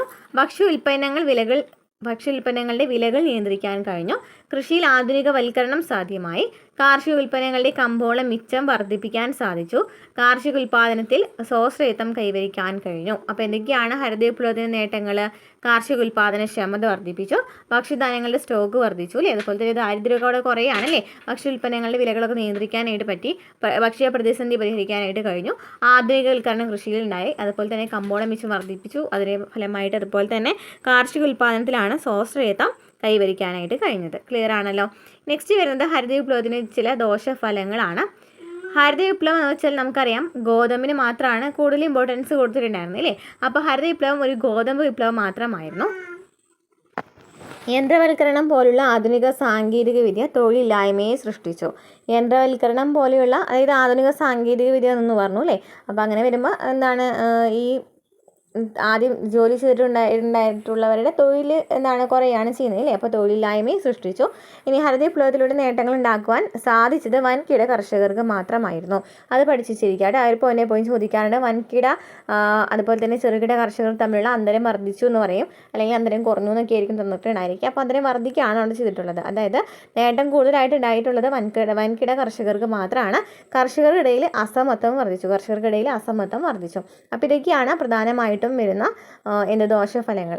ഒന്ന് പറയുന്നത് എന്തായിരുന്നു? ഹരിത വിപ്ലവം ഗോതമ്പ് വിപ്ലവം മാത്രമായിരുന്നു അല്ലേ. അതായത് പിന്നെ അത് മാത്രമല്ല ഇവിടെ തൊഴിലില്ലായ്മ ഉണ്ടായി. കാരണം എന്താണ്? ആധുനികവൽക്കരണത്തിൻ്റെ ഭാഗമായിട്ട് എന്ത് വന്നു? യാന്ത്രികവൽക്കരണം അല്ലേ. യന്ത്രവൽക്കരണം വന്നു അല്ലേ. ആധുനിക സാങ്കേതിക വിദ്യയുടെ ഫലമായിട്ട് യന്ത്രവൽക്കരണം പോലുള്ള ഇതൊക്കെ വന്നു. അതുപോലെ തന്നെ എന്താണ്? ഹരിത വിപ്ലവത്തിലൂടെ നേട്ടങ്ങൾ വൻകിട കർഷകർക്ക് മാത്രമാണ് ഉണ്ടായിട്ടുണ്ടായിരുന്നുള്ളൂ. അത് കാരണം തന്നെ കർഷകർ തമ്മിലുള്ള അന്തരം വർദ്ധിച്ചു, അതായത് അസമത്വമൊക്കെ അവിടെ ഉണ്ടായി. ഓക്കെ, ക്ലിയർ ആണല്ലോ. ഹരിത വിപ്ലവത്തെ കുറിച്ചിട്ട് ഇമ്പോർട്ടൻ്റ് ആണോ. നെക്സ്റ്റ് വരുന്നത് വ്യാവസായിക വികസനമാണ്. വ്യാവസായിക വികസനം 1950 മുതൽ 90 വരെയാണ് വ്യാവസായിക വികസനം വരുന്നത്. 2ാം പഞ്ചവത്സര പദ്ധതി കാലത്താണ് ഇന്ത്യ ഗവൺമെൻറ് വ്യാവസായിക വികസനത്തിനുള്ള നടപടികൾ ആരംഭിച്ചത്. നമുക്കറിയാം 1951-56 സമയത്താണ് എന്ത് വരുന്നത്? 1ാം പഞ്ചവത്സര പദ്ധതി വരുന്നത് അല്ലേ. 2ാം പഞ്ചവത്സര പദ്ധതി എന്ന് പറയുമ്പോൾ ആ സമയത്താണ് 2ാം പഞ്ചവത്സര പദ്ധതിയാണ് വ്യവസായ പദ്ധതി എന്നറിയപ്പെടുന്നത് അല്ലേ. അതായത് PC മഹാലനോബിസ് മോഡലൊക്കെ എന്നറിയപ്പെടുന്നതും ആ ഒരു പദ്ധതി തന്നെയാണ്. PC മഹാലനോബിസ് അവിടെ എന്താണ് കുറേ വ്യവസായ നയങ്ങളൊക്കെ പ്രഖ്യാപിച്ചിട്ടുണ്ടായിരുന്നു. നമുക്ക് നോക്കാം. അപ്പോൾ 2ാം പഞ്ചവത്സര പദ്ധതി കാലത്താണ് ഇന്ത്യ ഗവൺമെൻറ് വ്യാവസായിക വികസനത്തിനുള്ള നടപടികൾ ആരംഭിച്ചത്. ഇതിനായി സർക്കാർ 1956 വ്യാവസായിക നയ പ്രഖ്യാപനം നടത്തി. സർക്കാരാണ് 1956 എന്ന് നടത്തുന്നത്? വ്യാവസായിക നയ പ്രഖ്യാപനം നടത്തുന്നത്. ഈ വ്യവസായ നയ പ്രഖ്യാപനം ഇന്ത്യയിലെ വ്യവസായങ്ങളെ 3 വിഭാഗങ്ങളായിട്ട് തിരിച്ചു. ഈ വ്യവസായ നയം എന്ന് പറയുമ്പോൾ 3 വിഭാഗങ്ങളായിട്ട് തിരിക്കുകയാണ്. അപ്പോൾ വ്യവസായം അല്ലെങ്കിൽ എന്താണ് വ്യവസായ പദ്ധതി എന്നല്ലേ. അതായത് 2ാം പഞ്ചവത്സര പദ്ധതിയിലാണ് വ്യവസായങ്ങൾക്ക് കൂടുതൽ പ്രാധാന്യം നൽകിയത്. അപ്പോൾ ഇങ്ങനെ ഈ വ്യവസായ നയം പ്രഖ്യാപിച്ചു എന്ന് പറഞ്ഞു. ഈ വ്യവസായ നയം പ്രഖ്യാപനത്തിൽ 3 വിഭാഗങ്ങളായിട്ട് തരംതിരിച്ചിട്ടുണ്ടായിരുന്നു. ഒന്ന് പൊതുമേഖലാ വ്യവസായങ്ങൾ, 2 സർക്കാർ സഹകരണത്തോടെ പ്രവർത്തിക്കുന്ന സ്വകാര്യ മേഖലാ വ്യവസായങ്ങൾ, 3 സർക്കാർ നിയന്ത്രണമുള്ള സ്വകാര്യ വ്യവസായങ്ങൾ. അപ്പോൾ 1 പൊതുമേഖലാ വ്യവസായം, 2 സർക്കാർ സഹകരണത്തോടെ പ്രവർത്തിക്കുന്ന സ്വകാര്യ മേഖലാ വ്യവസായം, പിന്നെ സർക്കാർ നിയന്ത്രണത്തിലുള്ള സ്വകാര്യ വ്യവസായങ്ങളും. 1 പൊതുമേഖലാ വ്യവസായം, 2 സർക്കാരിൻ്റെ സഹകരണത്തോടെ പ്രവർത്തിക്കുന്ന സ്വകാര്യ മേഖലാ വ്യവസായം, പിന്നെ എന്താണ് സർക്കാർ നിയന്ത്രണമുള്ള സ്വകാര്യ വ്യവസായങ്ങൾ. ഇന്ത്യയിലെ വ്യാവസായിക വികസനത്തിൽ ചെറുകിട വ്യവസായങ്ങൾക്ക് വലിയ പങ്കുണ്ട്. നമുക്കറിയാം 1955 കാർവേ കമ്മിറ്റി വരുന്നത് അല്ലേ. അങ്ങനെ പ്രധാനപ്പെട്ട ഗുണങ്ങൾ ചെറുകിട വ്യവസായങ്ങൾക്ക് ഉണ്ടായിട്ടുണ്ട്. ഇതൊക്കെയാണ് നമുക്ക് നോക്കാം. തൊഴിലവസരങ്ങൾ വർദ്ധിപ്പിക്കുന്നു, വ്യവസായങ്ങൾ ആരംഭിക്കുവാൻ കുറഞ്ഞ മുതൽ മുടക്ക് മതിയാകും, മലിനീകരണം കുറവായിരിക്കും, കൃഷിയെ പ്രോത്സാഹിപ്പിക്കുന്നു. അപ്പോൾ ചെറുകിട വ്യവസായങ്ങളുടെ ഗുണങ്ങൾ ചോദിക്കുകയാണെങ്കിൽ എന്തൊക്കെയാണ്? തൊഴിലവസരങ്ങൾ വർദ്ധിപ്പിക്കുന്നു, വ്യവസായങ്ങൾ ആരംഭിക്കുവാൻ കുറഞ്ഞ മുതൽ മുടക്ക് മതി, അതുപോലെ തന്നെ കൃഷിയെ പ്രോത്സാഹിപ്പിക്കുന്നുണ്ട്. അപ്പോൾ ചെറുകിട വ്യവസായങ്ങളിൽ ഇത്തരം ഗുണങ്ങളെ മനസ്സിലാക്കിക്കൊണ്ട് അവയെ പ്രോത്സാഹിപ്പിക്കുന്നതിനായിട്ട് സർക്കാർ കുറച്ച് നടപടികൾ കൈക്കൊണ്ടു. ഏതൊക്കെയാണ്? ചില ഉൽപ്പന്നങ്ങളുടെ ഉൽപ്പാദനം ചെറുകിട വ്യവസായങ്ങൾക്കായിട്ട് റിസർവ് ചെയ്തു. ചില ഉൽപ്പന്നങ്ങൾ ചെറുകിട വ്യവസായക്കാർക്ക് വ്യവസായങ്ങൾക്ക് വേണ്ടി മാത്രമാണെന്ന് പറഞ്ഞു. അതുപോലെ തന്നെ ചെറുകിട വ്യാവസായിക ഉൽപ്പന്നങ്ങൾക്ക് മേൽ കുറഞ്ഞ നിരക്കിൽ എക്സൈസ് നികുതി ചുമത്തി. കുറഞ്ഞ നിരക്കിലാണ് എക്സൈസ് നികുതി ചുമത്തുന്നത്. അതുപോലെ തന്നെ ചെറുകിട വ്യവസായങ്ങൾ ആരംഭിക്കുവാൻ കുറഞ്ഞ പലിശ നിരക്കിൽ വായ്പകൾ അനുവദിച്ചു. അപ്പോൾ ചില ഉൽപ്പന്നങ്ങളുടെ ഉൽപ്പാദനം ചെറുകിട വ്യവസായങ്ങൾക്ക് മാത്രമായി. അതുപോലെ തന്നെ ചെറുകിട വ്യവസായ ഉൽപ്പന്നങ്ങൾക്ക് മേൽ കുറഞ്ഞ നിരക്കിലാണ് എക്സൈസ് നികുതി ചുമത്തിയിട്ടുണ്ടായിരുന്നത്. അതുപോലെ തന്നെ ചെറുകിട വ്യവസായങ്ങൾ ആരംഭിക്കുവാൻ വേണ്ടിയിട്ട് കുറഞ്ഞ പലിശ നിരക്കിൽ വായ്പകളും കൊടുത്തു തുടങ്ങി. ക്ലിയർ ആണല്ലോ? വ്യവസായിക നയം ക്ലിയർ ആണെന്ന് വിചാരിക്കുന്നു. അപ്പോൾ വ്യവസായ നയത്തിൽ 3 എണ്ണമായിട്ട് നമ്മൾ ഡിവൈഡ് ചെയ്തു. അതായത് 1 പൊതുമേഖല സ്ഥാപനങ്ങളാണ് അല്ലേ, പൊതുമേഖലാ വ്യവസായങ്ങളാണ്. 2 ഇവരുടെ സഹായത്തോടു കൂടി, സർക്കാരിൻ്റെ സഹായത്തോടു കൂടി പ്രവർത്തിക്കുന്ന സ്വകാര്യ മേഖലാ വ്യവസായങ്ങളാണ്. പിന്നെ സർക്കാർ നിയന്ത്രണത്തിലുള്ള സ്വകാര്യ മേഖലാ വ്യവസായങ്ങളാണ് അല്ലേ. അതിനുശേഷം നമ്മൾ പറഞ്ഞു വ്യവസായത്തിൽ പ്രധാനമായിട്ടും ചെറുകിട വ്യവസായങ്ങൾക്കുണ്ടായ ഗുണങ്ങൾ പറഞ്ഞു. ഈ ഗുണങ്ങളൊക്കെ മനസ്സിലാക്കിയിട്ട് കുറച്ച് നടപടികളൊക്കെ കൈക്കൊണ്ടിട്ടുണ്ടായിരുന്നു. അതായത് ചില ഉൽപ്പന്നങ്ങളുടെ ഉൽപ്പാദനം എന്ന് പറയുന്നത് ചെറുകിട വ്യവസായങ്ങൾക്ക് മാത്രമായി കൊടുത്തു. അതുപോലെ തന്നെ എക്സൈസ് നികുതി കുറച്ചിട്ടുണ്ട്. അതുപോലെ തന്നെ കുറഞ്ഞ പലിശ നിരക്കിൽ വായ്പകളും അനുവദിച്ചു. ക്ലിയർ ആണെന്നല്ലോ അല്ലേ. നെക്സ്റ്റ് വരുന്നത് വിദേശ വ്യാപാര നയമാണ്. അപ്പോൾ വിദേശ വ്യാപാര നയം എന്ന് വെച്ചാൽ വിദേശ വ്യാപാര രംഗത്ത് ഇറക്കുമതി പ്രതിസ്ഥാപന നയമാണ് 1991 വരെ സ്വീകരിച്ചിട്ടുണ്ടായിരുന്നത്. ഇറക്കുമതി ചെയ്യുന്ന ഉൽപ്പന്നങ്ങളെ ആഭ്യന്തരമായി ഉൽപ്പാദിപ്പിക്കുന്ന നയമാണ് ഇറക്കുമതി പ്രതിസ്ഥാപന നിയമം എന്ന് പറയുന്നത്. അതായത് 1991 വരെ വിദേശ വ്യാപാര നയത്ത് അല്ലെങ്കിൽ വിദേശ വ്യാപാര രംഗത്ത് ഇറക്കുമതി പ്രതിസ്ഥാപന നയമാണ് ഉണ്ടായിരുന്നത്. ഇറക്കുമതി ചെയ്യുന്ന ഉൽപ്പന്നങ്ങളെ ആഭ്യന്തരമായി ഉൽപ്പാദിപ്പിക്കുന്ന നയത്തെയാണ് ഇറക്കുമതി പ്രതിസ്ഥാപന നയം എന്ന് പറയുന്നത്. ഈ നയത്തിനുള്ള ഗുണങ്ങൾ എന്തൊക്കെയാണ്? ഇറക്കുമതി കുറയ്ക്കുന്നുണ്ട്, ആഭ്യന്തര വ്യവസായങ്ങളെ സംരക്ഷിക്കുന്നു, തൊഴിലവസരങ്ങൾ ഉണ്ടാക്കുന്നു, സ്വാശ്രയത്വം മുതലായവയാണ്. അപ്പോൾ എന്തൊക്കെയാണ് പ്രധാനപ്പെട്ട ഗുണങ്ങൾ ഈ ഒരു നയത്തിൻ്റെ? ഇറക്കുമതി പ്രതിസ്ഥാപന നയം എന്ന് വെച്ചാൽ എന്താണ്? ഇറക്കുമതി ചെയ്യുന്ന ഉൽപ്പന്നങ്ങളെ ആഭ്യന്തരമായി ഉൽപ്പാദിപ്പിക്കുന്ന നയത്തെയാണ് ഇറക്കുമതി പ്രതിസ്ഥാപന നയം എന്ന് പറയുന്നത്. ഈ നയത്തിൻ്റെ പ്രധാനപ്പെട്ട ഗുണങ്ങൾ ഏതൊക്കെയാണ്? ഇറക്കുമതി കുറയ്ക്കുന്നുണ്ട്, അതുപോലെ തന്നെ ആഭ്യന്തര വ്യവസായങ്ങളെ സംരക്ഷിക്കുന്നുണ്ട്, പിന്നെ തൊഴിലവസരങ്ങൾ ഉണ്ടാകുന്നു, സ്വാശ്രയത്വം മുതലായവയാണ് അല്ലേ. ഈ നയത്തിൻ്റെ ഭാഗമായി സർക്കാർ വ്യാപാര രംഗത്ത് താരിഫ് ചുമത്തുകയും കോട്ട സമ്പ്രദായം കൊണ്ടുവരികയും ചെയ്തു. ഈ നയത്തിൻ്റെ ഭാഗമായിട്ട് സർക്കാർ എന്ത് ചെയ്തു? വ്യാപാര രംഗത്ത് താരിഫ് ചുമത്തി, അതുപോലെ തന്നെ കോട്ട സമ്പ്രദായം കൊണ്ടുവരികയും ചെയ്തു അല്ലേ. ഇറക്കുമതി ചെയ്യുന്ന ഉൽപ്പന്നങ്ങൾക്ക് മേൽ ചുമത്തുന്ന നികുതിയാണ് താരിഫ് എന്ന് പറയുന്നത്. താരിഫ് എന്ന് വെച്ചാൽ എന്താണ്? ഇറക്കുമതി ചെയ്യുന്ന ഉൽപ്പന്നങ്ങൾക്ക് മേൽ ചുമത്തുന്ന നികുതിയാണ് താരിഫ് എന്ന് പറയുന്നത്. ഇറക്കുമതി ചെയ്യാവുന്ന ഉൽപ്പന്നങ്ങൾക്ക് അളവ് നിശ്ചയിക്കുന്ന സമ്പ്രദായമാണ് കോട്ട സമ്പ്രദായം. കോട്ട സമ്പ്രദായം എന്ന് വെച്ചാൽ ഇറക്കുമതി ചെയ്യാവുന്ന ഉൽപ്പന്നങ്ങൾക്ക് അളവ് നിശ്ചയിക്കുന്ന സമ്പ്രദായത്തെയാണ് കോട്ട സമ്പ്രദായം എന്ന് പറയുന്നത്. ഈ മാർഗങ്ങളിലൂടെ വിദേശ വ്യാപാരത്തെ നിയന്ത്രിക്കാൻ സർക്കാരിന് കഴിഞ്ഞു. അപ്പോൾ എന്തൊക്കെയാണ് ഇവിടെ നമ്മൾ പഠിച്ചത്? ഇവിടെ നമ്മൾ പറഞ്ഞത് പ്രധാനമായിട്ടും ഈ ഒരു നയത്തിലെ ഈ ഒരു ഇറക്കുമതി പ്രതിസ്ഥാപന നയത്തിൻ്റെ പ്രധാനപ്പെട്ട ഗുണങ്ങൾ നമ്മൾ പറഞ്ഞു. അതല്ലാതെ താരിഫ് ചുമത്തിയെന്നും കോട്ട സമ്പ്രദായം കൊണ്ടുവന്നു എന്നും പറഞ്ഞു അല്ലേ. അപ്പോൾ എന്താണ് താരിഫ് എന്ന് വെച്ചാൽ ഇറക്കുമതി ചെയ്യുന്ന ഉൽപ്പന്നങ്ങൾക്ക് മേൽ ചുമത്തുന്ന നികുതിയാണ് താരിഫ് എന്ന് പറയുന്നത്. അതുപോലെ തന്നെ ഇറക്കുമതി ചെയ്യാവുന്ന ഉൽപ്പന്നങ്ങൾക്ക് അളവ് നിശ്ചയിക്കുന്ന സമ്പ്രദായത്തെയാണ് കോട്ട സമ്പ്രദായം എന്ന് പറയുന്നത്. ക്ലിയർ ആണല്ലോ. അപ്പോൾ ഇത്രയാണ് നമുക്ക് ഈ ഒരു ചാപ്റ്ററിൽ പഠിക്കാനായിട്ടുള്ളത്. ഇനി 3ാമത്തെ ചാപ്റ്ററിൻ്റെ പേര് ഉദാരവൽക്കരണം ഉദാരവൽക്കരണം, സ്വകാര്യവൽക്കരണം, ആഗോളവൽക്കരണം. നമുക്കറിയാം പുത്തൻ സാമ്പത്തിക നയത്തിൻ്റെ പ്രധാനമായിട്ടും വരുന്നതാണ് ഈ 3 അല്ലേ. ഈ 3 ഇപ്പോഴും PSC ചോദിക്കുന്ന ഒരു ചോദ്യം തന്നെയാണ്. പുത്തൻ സാമ്പത്തിക നയത്തിൻ്റെ പശ്ചാത്തലം എന്തായിരുന്നു? എന്തുകൊണ്ടാണ് ഈ നയങ്ങളൊക്കെ വരാനുള്ള കാരണം എന്നാണ് പറയുന്നത്. എന്താണ്? 1980-കളിൽ രാജ്യത്തുണ്ടായ സാമ്പത്തിക പ്രതിസന്ധിയായിരുന്നു ഈ പരിഷ്കരണത്തിലേക്ക് നയിച്ചത്. 1980-കളിൽ രാജ്യത്തുണ്ടായ സാമ്പത്തിക പ്രതിസന്ധിയാണ് ഈ ഒരു പരിഷ്കരണത്തിലേക്ക് നയിച്ചത്. അപ്പോൾ എന്തൊക്കെയാണ് പ്രതിസന്ധികൾ എന്ന് പറയുന്നത്? സമ്പദ് വ്യവസ്ഥയുടെ കാര്യക്ഷമത കുറവ്, പൊതുമേഖലാ സ്ഥാപനങ്ങളുടെ നഷ്ടം, സർക്കാരിൻ്റെ പൊതു ചെലവുകളിലുണ്ടായ വർധനവും കമ്മി ബജറ്റും, പെട്രോളിയം ഉൽപ്പന്നങ്ങൾ പോലുള്ള ഉൽപ്പന്നങ്ങളുടെ അമിതമായ ഇറക്കുമതി. അപ്പോൾ എന്തൊക്കെയാണ്? സമ്പദ് വ്യവസ്ഥയുടെ കാര്യക്ഷമത കുറവ്, പൊതുമേഖലാ സ്ഥാപനങ്ങളുടെ നഷ്ടം, സർക്കാരിൻ്റെ പൊതു ചെലവുകളിലുണ്ടായ വർധനവും കമ്മി ബജറ്റും, പെട്രോളിയം ഉൽപ്പന്നങ്ങൾ പോലുള്ള ഉൽപ്പന്നങ്ങളുടെ അമിതമായ ഇറക്കുമതി. ഈ പ്രതിസന്ധികൾക്കൊക്കെ ബദലായിട്ടാണ് അല്ലെങ്കിൽ ഇതിനൊരു പരിഹാരമായിട്ടാണ് പുത്തൻ സാമ്പത്തിക നയങ്ങൾ വരുന്നത്. ഇതിലൊന്നാമത്തെയാണ് ഉദാരവൽക്കരണം അല്ലേ. ഉദാരവൽക്കരണം എന്ന് വെച്ചാൽ എന്താണ്?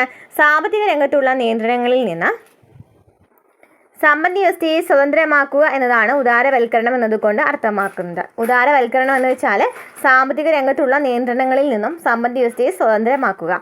പുത്തൻ സാമ്പത്തിക പരിഷ്കരണത്തിൻ്റെ ഭാഗമായുള്ള ഒരു നയമാണ് ഉദാരവൽക്കരണം അല്ലേ. വ്യാപാര, നിക്ഷേപ, വ്യാവസായിക രംഗങ്ങളിൽ നിലനിന്നിട്ടുണ്ടായിരുന്നുള്ള നിയന്ത്രണങ്ങൾ എടുത്തു കളയലാണ് ഉദാരവൽക്കരണം എന്ന് പറയുന്നത്. അപ്പം ഇതെന്ന് വെച്ചാൽ ഒരു സ്വാതന്ത്ര്യം കൊടുക്കുകയാണ് ചെയ്യുന്നത്. അതായത് കുറേ നിയന്ത്രണങ്ങളൊക്കെ ഈ വ്യാപാര വ്യവസായ രംഗങ്ങളിൽ ഉണ്ടായിരുന്നു. അപ്പോൾ അതിലൊക്കെ എന്ത് ചെയ്യാണ്? എടുത്തു കളയുന്ന ഒരു നയമാണ് ഉദാരവൽക്കരണം എന്ന് പറയുന്നത്. ഇതൊരു തുറന്ന വാതിൽ നയമാണ്.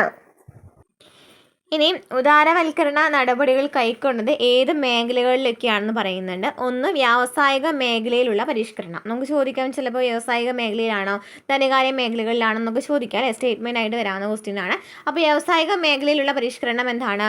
ഉദാരവൽക്കരണത്തിൻ്റെ ഭാഗമായി വ്യാവസായിക രംഗത്ത് ചില പ്രധാനപ്പെട്ട പരിഷ്കരണ നടപടികൾ സർക്കാർ കൊണ്ടുവന്നു. ഈ ഒരു പോയിന്റ്സ് ഒക്കെ ഇമ്പോർട്ടൻ്റ് ആണോ? നമുക്ക് സ്റ്റേറ്റ്മെൻ്റ് ആയിട്ട് ചോദ്യം വന്നിട്ടുണ്ട്. വ്യവസായ ലൈസൻസിങ് സമ്പ്രദായം നിർത്തലാക്കി. അപ്പോൾ ഇത് ഉദാരവൽക്കരണമാണോ ആഗോളവൽക്കരണമാണെന്ന് ചോദിക്കാം. എന്താണ് വ്യവസായ ലൈസൻസിങ് സമ്പ്രദായം നിർത്തലാക്കിയത്? എന്താണ്? ഉദാരവൽക്കരണമാണ്. ഇനി വ്യാവസായിക ഉൽപ്പാദന രംഗത്തുള്ള റിസർവേഷൻ പുനർക്രമീകരിച്ചു. പല ഉൽപ്പന്നങ്ങളുടെയും ഉൽപ്പാദനത്തിലുള്ള റിസർവേഷൻ ഒഴിവാക്കുകയും ചെയ്തു. നെക്സ്റ്റ്, ചെറുകിട വ്യാവസായിക മേഖലകളിലുള്ള റിസർവേഷൻ എടുത്ത് കളഞ്ഞു. ചെറുകിട വ്യവസായ മേഖലകളിൽ ഉണ്ടായിരുന്ന റിസർവേഷനൊക്കെ കളഞ്ഞു. കമ്പോള വില നിർണ്ണയ സമ്പ്രദായം നടപ്പിലാക്കി. കമ്പോള വില നിർണ്ണയ സമ്പ്രദായം നടപ്പിലാക്കി. വ്യാവസായിക മേഖലയിൽ വിദേശ നിക്ഷേപം പ്രോത്സാഹിപ്പിച്ചു. വ്യാവസായിക മേഖലയിൽ വിദേശ നിക്ഷേപം പ്രോത്സാഹിപ്പിച്ചു. സ്വകാര്യ മേഖലകളിൽ വ്യവസായങ്ങൾക്ക് കൂടുതൽ പ്രോത്സാഹനം നൽകി. സ്വകാര്യ മേഖലകളിലാണെന്നുണ്ടെങ്കിൽ വ്യവസായങ്ങൾക്ക് കൂടുതൽ പ്രോത്സാഹനം നൽകി. അപ്പോൾ എന്തൊക്കെയാണ് പറഞ്ഞത്? ഒന്നാമത്തെ കാര്യം പറഞ്ഞത് വ്യവസായ ലൈസൻസിങ് സമ്പ്രദായം നിർത്തലാക്കി എന്ന് പറഞ്ഞു. അതുപോലെ തന്നെ ഉൽപ്പാദന രംഗത്തുണ്ടായിരുന്ന റിസർവേഷനൊക്കെ പുനർക്രമീകരിച്ചു. അതായത് ചെറുകിട വ്യാവസായിക മേഖലകളിൽ ഉണ്ടായിരുന്ന റിസർവേഷനൊക്കെ എടുത്തു കളഞ്ഞു. അതുപോലെ തന്നെ കമ്പോള വില നിർണ്ണയ സമ്പ്രദായം നടപ്പിലാക്കി. വ്യാവസായിക മേഖലയിൽ വിദേശ നിക്ഷേപം പ്രോത്സാഹിപ്പിച്ചു. സ്വകാര്യ മേഖലകളിൽ വ്യവസായങ്ങൾക്ക് കൂടുതൽ പ്രോത്സാഹനം നൽകി. സ്വകാര്യ മേഖലകളിൽ വ്യവസായങ്ങൾക്ക് കൂടുതൽ പ്രോത്സാഹനം നൽകി അല്ലേ. നെക്സ്റ്റ് നമ്മൾ പറഞ്ഞത് എന്താണ്? ഇത് ഏത് ഭാഗത്തെക്കുറിച്ച് പറയുന്നത്? വ്യാവസായിക മേഖലയിലുള്ള പരിഷ്കരണമാണ് പറഞ്ഞത് അല്ലേ. നെക്സ്റ്റ്, ധനകാര്യ മേഖലയിലും പരിഷ്കരണങ്ങൾ സംഭവിച്ചിട്ടുണ്ടായിരുന്നു. ധനകാര്യ മേഖലകളിലെ പരിഷ്കരണങ്ങൾ എന്തൊക്കെയാണ്? ധനകാര്യ മേഖലയിൽ ഉദാരവൽക്കരണത്തിൻ്റെ ഭാഗമായി നടപ്പിലാക്കിയത് ധനകാര്യ സ്ഥാപനങ്ങൾക്ക് മേലുള്ള റിസർവ് ബാങ്കിനുള്ള നിയന്ത്രണങ്ങളിൽ കുറവ് വരുത്തി. ധനകാര്യ സ്ഥാപനങ്ങൾക്ക് റിസർവ് ബാങ്കിന് നിയന്ത്രണങ്ങൾ ഉണ്ടായിരിക്കും അല്ലേ. അതിലൊക്കെ കുറവ് വരുത്തി. അതുപോലെ തന്നെ പലിശ നിരക്ക് നിശ്ചയിക്കൽ, ബ്രാഞ്ചുകൾ ആരംഭിക്കൽ മുതലായവയുടെ കാര്യങ്ങളിൽ ധനകാര്യ സ്ഥാപനങ്ങൾക്ക് റിസർവ് ബാങ്കിൻ്റെ അംഗീകാരമില്ലാതെ പ്രവർത്തിക്കുവാൻ അനുമതി നൽകി എന്നാ പറയുന്നത്. ബ്രാഞ്ച് ഓപ്പണിങ്ങിന് കേസ് പറയുകയാണെന്നുണ്ടെങ്കിൽ പലിശ നിരക്ക് നിശ്ചയിക്കൽ എന്നിവയുടെ കാര്യങ്ങളിലൊക്കെ നമുക്കറിയാം റിസർവ് ബാങ്കിൻ്റെ ഒരു അധികാരം ഉണ്ട് അല്ലേ, അതൊക്കെ ചെയ്യുന്നതിനായിട്ട്. അപ്പോൾ അതിലൊക്കെ കുറവ് വരുത്താണ് ചെയ്തത്. അപ്പോൾ റിസർവ് ബാങ്കിൻ്റെ അധികാരങ്ങളാണ് ഇവിടെ കുറവ് വരുത്തുന്നത്. അതായത് റിസർവ് ബാങ്കിന് അനുമതി ഇല്ലാതെ തന്നെ ഇതൊക്കെ ചെയ്യാമെന്ന് പറഞ്ഞു. അതുപോലെ തന്നെ സ്വകാര്യ മേഖലയിൽ ബാങ്കുകൾക്ക് അനുവാദം നൽകി. സ്വകാര്യ മേഖലയിലുള്ള ബാങ്കുകൾ, അതായത് axis bank, ICICI, Muthoot finance, Manappuram finance അല്ലേ, ഇവയൊക്കെ എന്താണ് സ്വകാര്യ മേഖലയിലെ ബാങ്കുകളാണ്. അപ്പോൾ സ്വകാര്യ മേഖലയിലെ ബാങ്കുകൾക്ക് അനുവാദം നൽകി. അതുപോലെ ബാങ്കിങ് മേഖലയിൽ 50% വിദേശ നിക്ഷേപത്തെ അനുവദിച്ചു. ബാങ്കിങ് മേഖലയിൽ 50% വിദേശ നിക്ഷേപത്തെ അനുവദിച്ചു. ക്ലിയർ ആണല്ലോ അല്ലേ. റിസർവ് ബാങ്ക് ചെയ്യുന്ന കാര്യങ്ങളൊക്കെ അവിടെ കുറയ്ക്കുക കുറയ്ക്കുകയാണ് ചെയ്യുന്നത്. അതുപോലെ തന്നെ ചിലത്, അതായത് ബാങ്കിങ് ഓപ്പണിങ്ങിൻ്റെ കാര്യങ്ങളൊക്കെ നോക്കുകയാണെന്നുണ്ടെങ്കിൽ റിസർവ് ബാങ്കിൻ്റെ അനുമതി ഇല്ലാതെ ചെയ്യാമെന്ന് പറഞ്ഞു. അതുപോലെ തന്നെ സ്വകാര്യ മേഖലയിൽ ബാങ്കുകൾ വന്നു 50%-ലേറെ വിദേശ നിക്ഷേപം ബാങ്കിങ് മേഖലയിൽ അനുവദിച്ചു. അതാണ് ധനകാര്യ സ്ഥാപനത്തിൽ ഉണ്ടായിട്ടുള്ള പരിഷ്കരണങ്ങൾ. ഈ ധനകാര്യ മേഖലയിൽ ഉണ്ടായിട്ടുള്ള പരിഷ്കരണങ്ങൾ. നെക്സ്റ്റ് നികുതി പരിഷ്കരണങ്ങൾ എന്തൊക്കെയാണ്? നികുതി വരുമാനം വർദ്ധിപ്പിക്കുവാനും നികുതി വെട്ടിപ്പ് തടയാനുമായിട്ടാണ് നികുതി പരിഷ്കരണം കൊണ്ടുവരുന്നത്. നികുതി വരുമാനം വർദ്ധിപ്പിക്കുക, അതുപോലെ തന്നെ നികുതി വെട്ടിപ്പ് തടയാം. അപ്പോൾ അതിൽ വരുന്നത് പ്രത്യക്ഷ പരോക്ഷ നികുതി നിരക്കുകൾ കുറച്ചു. പ്രത്യക്ഷ പരോക്ഷ നികുതി നിരക്കുകൾ കുറച്ചു. അതുപോലെ തന്നെ കോർപ്പറേറ്റ് നികുതി നിരക്ക് കുറച്ചു. പ്രത്യക്ഷ പരോക്ഷ നികുതി, കോർപ്പറേറ്റ് നികുതി നിരക്കൊക്കെ കുറച്ചു. വൻകിട ഉൽപ്പാദകർക്കും വിദേശ നിക്ഷേപകർക്കും നികുതി ഇളവുകൾ നൽകി. നികുതി അടയ്ക്കൽ പ്രക്രിയ സുതാര്യമാക്കുകയും ലളിതമാക്കുകയും ചെയ്തു. പുതിയ തരം നികുതികൾ ചുമത്തി. അപ്പോൾ പ്രത്യക്ഷ പരോക്ഷ നികുതി, അതുപോലെ തന്നെ കോർപ്പറേറ്റ് നികുതിയൊക്കെ കുറച്ചു. അതുപോലെ തന്നെ വൻകിട ഉൽപ്പാദകർക്കും വിദേശ നിക്ഷേപകർക്കൊക്കെ നികുതി ഇളവുകൾ നൽകി. പിന്നെ നികുതി അടയ്ക്കൽ പ്രക്രിയയൊക്കെ പെട്ടെന്ന് സുതാര്യമാക്കി ലളിതമാക്കി. അതുപോലെ തന്നെ പുതിയ തരം നികുതികൾ ചുമത്തി. നെക്സ്റ്റ് വരുന്നത് വിദേശ വിനിമയ കമ്പോള പരിഷ്കരണങ്ങളാണ്. ഒരു രാജ്യത്തിൻ്റെ നാണയത്തെ മറ്റൊരു രാജ്യത്തിൻ്റെ നാണയവുമായിട്ട് വിനിമയം ചെയ്യുന്ന കമ്പോളമാണ് വിദേശ വിനിമയ കമ്പോളം എന്ന് പറയുന്നത്. ഒരു രാജ്യത്തിൻ്റെ നാണയത്തെ മറ്റൊരു രാജ്യത്തിൻ്റെ നാണയവുമായിട്ട് ബന്ധപ്പെട്ട് കമ്പയർ ചെയ്യുന്ന ഒരു ഇതിനെയാണെന്ന് പറയുന്നത് വിദേശ വിനിമയ കമ്പോളം എന്ന് പറയുന്നത്. നാണയം വിനിമയം ചെയ്യുന്ന നിരക്കാണ് വിനിമയ നിരക്ക്. നാണയം വിനിമയം ചെയ്യുന്ന നിരക്കിനെയാണ് വിനിമയ നിരക്ക് എന്ന് പറയുന്നത്. ഉദാരവൽക്കരണത്തിൻ്റെ ഭാഗമായിട്ട് ചില പരിഷ്കരണങ്ങൾ ഈ മേഖലയിൽ വന്നു. അതായത് ഇറക്കുമതി കുറയ്ക്കുന്നതിനായി സർക്കാർ രൂപയുടെ മൂല്യശോഷണം നടപ്പിലാക്കി. വിദേശ കറൻസിയുടെ മൂല്യവുമായി താരതമ്യം ചെയ്ത് നമ്മുടെ രാജ്യത്തിൻ്റെ കറൻസിയുടെ മൂല്യം സർക്കാർ കുറയ്ക്കുന്ന നടപടിയാണ് രൂപയുടെ മൂല്യശോഷണം എന്ന് പറയുന്നത്. അപ്പോൾ രൂപയുടെ മൂല്യം കുറയ്ക്കുകയാണ്, അത് മറ്റ് വിദേശ കറൻസികളെ തമ്മിൽ കമ്പയർ ചെയ്തിട്ടാണ്. അതുപോലെ തന്നെ കമ്പോള വിനിമയ നിരക്ക് സംവിധാനം നടപ്പിലാക്കി. അപ്പം നമ്മൾ എന്തൊക്കെയാണ് ഇവിടെ പറഞ്ഞത്? അതായത് വിദേശ വിനിമയ കമ്പോള പരിഷ്കരണങ്ങൾ എന്ന് വെച്ചാൽ എന്താണ്? മറ്റ് കറൻസിയുമായിട്ട്, അല്ലെ, വിദേശത്തെ കറൻസിയുമായിട്ട് നമ്മുടെ ഇന്ത്യയുടെ രൂപ ഇത് തമ്മിൽ കമ്പയർ ചെയ്യുകയാണ് ചെയ്യുന്നത്. അതിനനുസരിച്ച് ഇന്ത്യയുടെ മൂല്യം, അതായത് ഇന്ത്യയുടെ ഈ കറൻസിയുടെ മൂല്യമൊക്കെ കുറച്ചിട്ടുണ്ടായിരുന്നു. അതുപോലെ തന്നെ കമ്പോള വിനിമയ നിരക്ക് സംവിധാനവും നടപ്പിലാക്കി. നെക്സ്റ്റ് വരുന്നത് വ്യാപാര നിക്ഷേപ പരിഷ്കാരങ്ങളാണ്. വ്യാപാരത്തിൽ എന്തൊക്കെയാണ് ചെയ്തിട്ടുണ്ടായിരുന്നത്? നോക്കി, താരിഫ് നിരക്ക് കുറച്ചു. കോട്ടാ സമ്പ്രദായം നിർത്തലാക്കി. ഇറക്കുമതി ചുങ്കം കുറച്ചു. കയറ്റുമതി ചുങ്കം നിർത്തലാക്കി. വിദേശ നിക്ഷേപത്തെ പ്രോത്സാഹിപ്പിച്ചു. എന്തൊക്കെയാണ്? താരിഫ് നിരക്ക് കുറച്ചു, കോട്ടാ സമ്പ്രദായം നിർത്തലാക്കി. നമ്മൾ നേരത്തെ പറഞ്ഞു താരിഫും കോട്ട എന്നൊക്കെ വെച്ചാൽ എന്താണെന്നുള്ളത്. അപ്പോൾ ഇതൊക്കെ നിർത്തലാക്കി. കോട്ടാ സമ്പ്രദായം നിർത്തലാക്കി, താരിഫ് നിരക്ക് കുറച്ചു. പിന്നെ ഇറക്കുമതി ചുങ്കം, അതുപോലെ തന്നെ കയറ്റുമതി ചുങ്കം. ഇറക്കുമതി ചുങ്കം കുറച്ചിട്ടുള്ളൂ, പക്ഷേ കയറ്റുമതി ചുങ്കം നന്നായിട്ട് നിർത്തലാക്കിയിട്ടുണ്ടായിരുന്നു. അതുപോലെ തന്നെ വിദേശ നിക്ഷേപത്തെ പ്രോത്സാഹിപ്പിച്ചിട്ടുണ്ടായിരുന്നു. അപ്പോൾ ഇത്രയാണ് ഉദാരവൽക്കരണത്തിൽ പഠിക്കാനായിട്ടുള്ളത്. ഉദാരവൽക്കരണം എന്ന് പറഞ്ഞാൽ നമ്മൾ പറഞ്ഞു ഏതൊക്കെ മേഖലകളാണ് പറഞ്ഞത്? വ്യവസായ മേഖലകളിൽ പറഞ്ഞു, അല്ലേ? വ്യവസായ മേഖല എന്ന് വെച്ചാൽ ചെറുകിട വ്യവസായ മേഖലകളിലൊക്കെ ഉണ്ടായിരുന്ന റിസർവേഷൻസ് എടുത്ത് കളയാണ്. അപ്പോൾ റിസർവേഷൻ്റെ കാര്യങ്ങളിൽ വ്യത്യാസം വരുത്തി. അതുപോലെ തന്നെ കമ്പോള വില നിർണ്ണയ സമ്പ്രദായം നടപ്പിലാക്കി. സ്വകാര്യ മേഖലകൾക്കാണ് കൂടുതലായിട്ട് പ്രാധാന്യം അവിടെ, അല്ലെങ്കിൽ സ്വകാര്യ മേഖലയിലെ വ്യവസായങ്ങൾക്ക് കൂടുതൽ പ്രോത്സാഹനം നൽകിയിട്ടുണ്ടായിരുന്നു. ഇനി ധനകാര്യ മേഖലകളിൽ നോക്കിയപ്പോൾ നമ്മൾ കൂടുതലായിട്ട് പറഞ്ഞത് റിസർവ് ബാങ്കിൻ്റെ ആ ഒരു അവരുടെ എന്താണ് പറയുക, അധികാരം കുറയ്ക്കുകയാണ് ചെയ്തത്. അതുപോലെ തന്നെ ചില കാര്യങ്ങൾ നോക്കുകയാണെങ്കിൽ, അതായത് പലിശ നിരക്ക് നിശ്ചയിക്കുന്ന കാര്യങ്ങളും ബ്രാഞ്ചിങ്ങിൻ്റെ ഓപ്പണിങ്ങിൻ്റെ കാര്യങ്ങളിലൊക്കെ ഉള്ള റിസർവ് ബാങ്കിൻ്റെ അധികാരങ്ങൾ ഇല്ലാതാക്കുന്നുണ്ട്. അതുപോലെ തന്നെ സ്വകാര്യ ബാങ്കിനുള്ള അനുമതി നൽകിയിട്ടുണ്ടായിരുന്നു. 50%-ലേറെ വിദേശ നിക്ഷേപത്തെയും അനുവദിച്ചിട്ടുണ്ടായിരുന്നു ബാങ്കിങ് മേഖലയിൽ. ഈ നികുതി പരിഷ്കരണങ്ങളെക്കുറിച്ച് നമ്മൾ പറഞ്ഞു. നികുതി വരുമാനം വർദ്ധിപ്പിക്കാനും നികുതി വെട്ടിപ്പ് തടയാനായിട്ടാണ് നികുതി പരിഷ്കരണം വന്നത്. പ്രത്യക്ഷ പരോക്ഷ നികുതി നിരക്ക് കുറച്ചു. അതുപോലെ തന്നെ കോർപ്പറേറ്റ് നികുതി നിരക്ക് കുറച്ചു. വൻകിട ഉൽപ്പാദകർക്കും വിദേശ നിക്ഷേപകർക്കൊക്കെ നികുതി ഇളവുകൾ നൽകി. നികുതി അടയ്ക്കൽ പെട്ടെന്ന് ലളിതമാക്കി. അതുപോലെ തന്നെ പുതിയ തരം നികുതികൾ ചുമത്തിയിട്ടുണ്ടായിരുന്നു. നെക്സ്റ്റ് വിദേശ വിനിമയ കമ്പോള പരിഷ്കരണങ്ങൾ എന്താ പറഞ്ഞത്? വിദേശ വിനിമയമായിട്ട്, അല്ലേ, അതായത് നമ്മുടെ കറൻസി അവിടെ താരതമ്യം ചെയ്യുകയാണ് ചെയ്തത്. എന്നിട്ട് നമ്മുടെ കറൻസിയുടെ മൂല്യം കുറയ്ക്കുകയാണ് ചെയ്തിട്ടുണ്ടായിരുന്നത്. അതുപോലെ തന്നെ കമ്പോള വിനിമയ നിരക്ക് സംവിധാനം നടപ്പിലാക്കിയിട്ടുണ്ടായിരുന്നു. ഇനി വ്യാപാര നിക്ഷേപ പരിഷ്കരണങ്ങൾ എന്ന് വെച്ചാൽ എന്തൊക്കെയായിരുന്നു പറഞ്ഞത്? വ്യാപാരവുമായി ബന്ധപ്പെട്ട് നോക്കിയപ്പോൾ താരിഫ് നിരക്ക് കുറച്ചു, അല്ലേ? അതുപോലെ തന്നെ കോട്ടാ സമ്പ്രദായം നിർത്തലാക്കി. ഇറക്കുമതി ചുങ്കം നിർത്തലാക്കി, പക്ഷേ കയറ്റുമതി ചുങ്കം കുറയ്ക്കുകയാണ് ചെയ്തിട്ടുണ്ടായിരുന്നത്. അതുപോലെ തന്നെ വിദേശ നിക്ഷേപത്തെ പ്രോത്സാഹിപ്പിച്ചിട്ടുണ്ടായിരുന്നു. ഇനി എന്താണ് സ്വകാര്യവൽക്കരണം? പേരിൽ തന്നെയുണ്ട്, അല്ലേ? എന്താ ചെയ്യുന്നുണ്ടായിരിക്കും അവിടെ? നോക്കാം. 1991 പുത്തൻ സാമ്പത്തിക നയത്തിൻ്റെ രണ്ടാമത്തെ പരിഷ്കരണമാണ് സ്വകാര്യവൽക്കരണം. 2 രീതിയിലാണ് നമ്മുടെ രാജ്യത്ത് സർക്കാർ സ്വകാര്യവൽക്കരണം നടപ്പിലാക്കിയത്. എങ്ങനെയൊക്കെയാണ്? 1, പൊതുമേഖലാ സ്ഥാപനങ്ങളുടെ ഉടമസ്ഥതയിൽ നിന്നും സർക്കാർ പിൻവലിയുക. പൊതുമേഖലാ സ്ഥാപനങ്ങളുടെ ഉടമസ്ഥതയിൽ നിന്ന് സർക്കാർ പിൻവലിയ. 2 പൊതുമേഖലാ സ്ഥാപനങ്ങളുടെ ഓഹരികൾ സർക്കാർ വിറ്റഴിക്കുക. ഈ നയമാണ് നിക്ഷേപം പിൻവലിക്കൽ നയം എന്ന് പറയുന്നത്. അപ്പോൾ 2 കാര്യങ്ങളാണ് ഇവിടെ പ്രധാനമായും നടപ്പിലാക്കിയത്. പൊതുമേഖലാ സ്ഥാപനങ്ങളുടെ ഉടമസ്ഥതയിൽ നിന്നും സർക്കാർ പിൻവലിയ, അതുപോലെ തന്നെ പൊതുമേഖലാ സ്ഥാപനങ്ങളുടെ ഓഹരികൾ സർക്കാർ വിറ്റഴിക്കുക. ഈ നയത്തെ എന്താണ് അറിയപ്പെടുന്നത്? നിക്ഷേപം പിൻവലിക്കൽ നയം എന്നാണ് അറിയപ്പെടുന്നത്. പുത്തൻ സാമ്പത്തിക നയത്തിൻ്റെ ഭാഗമായി സർക്കാർ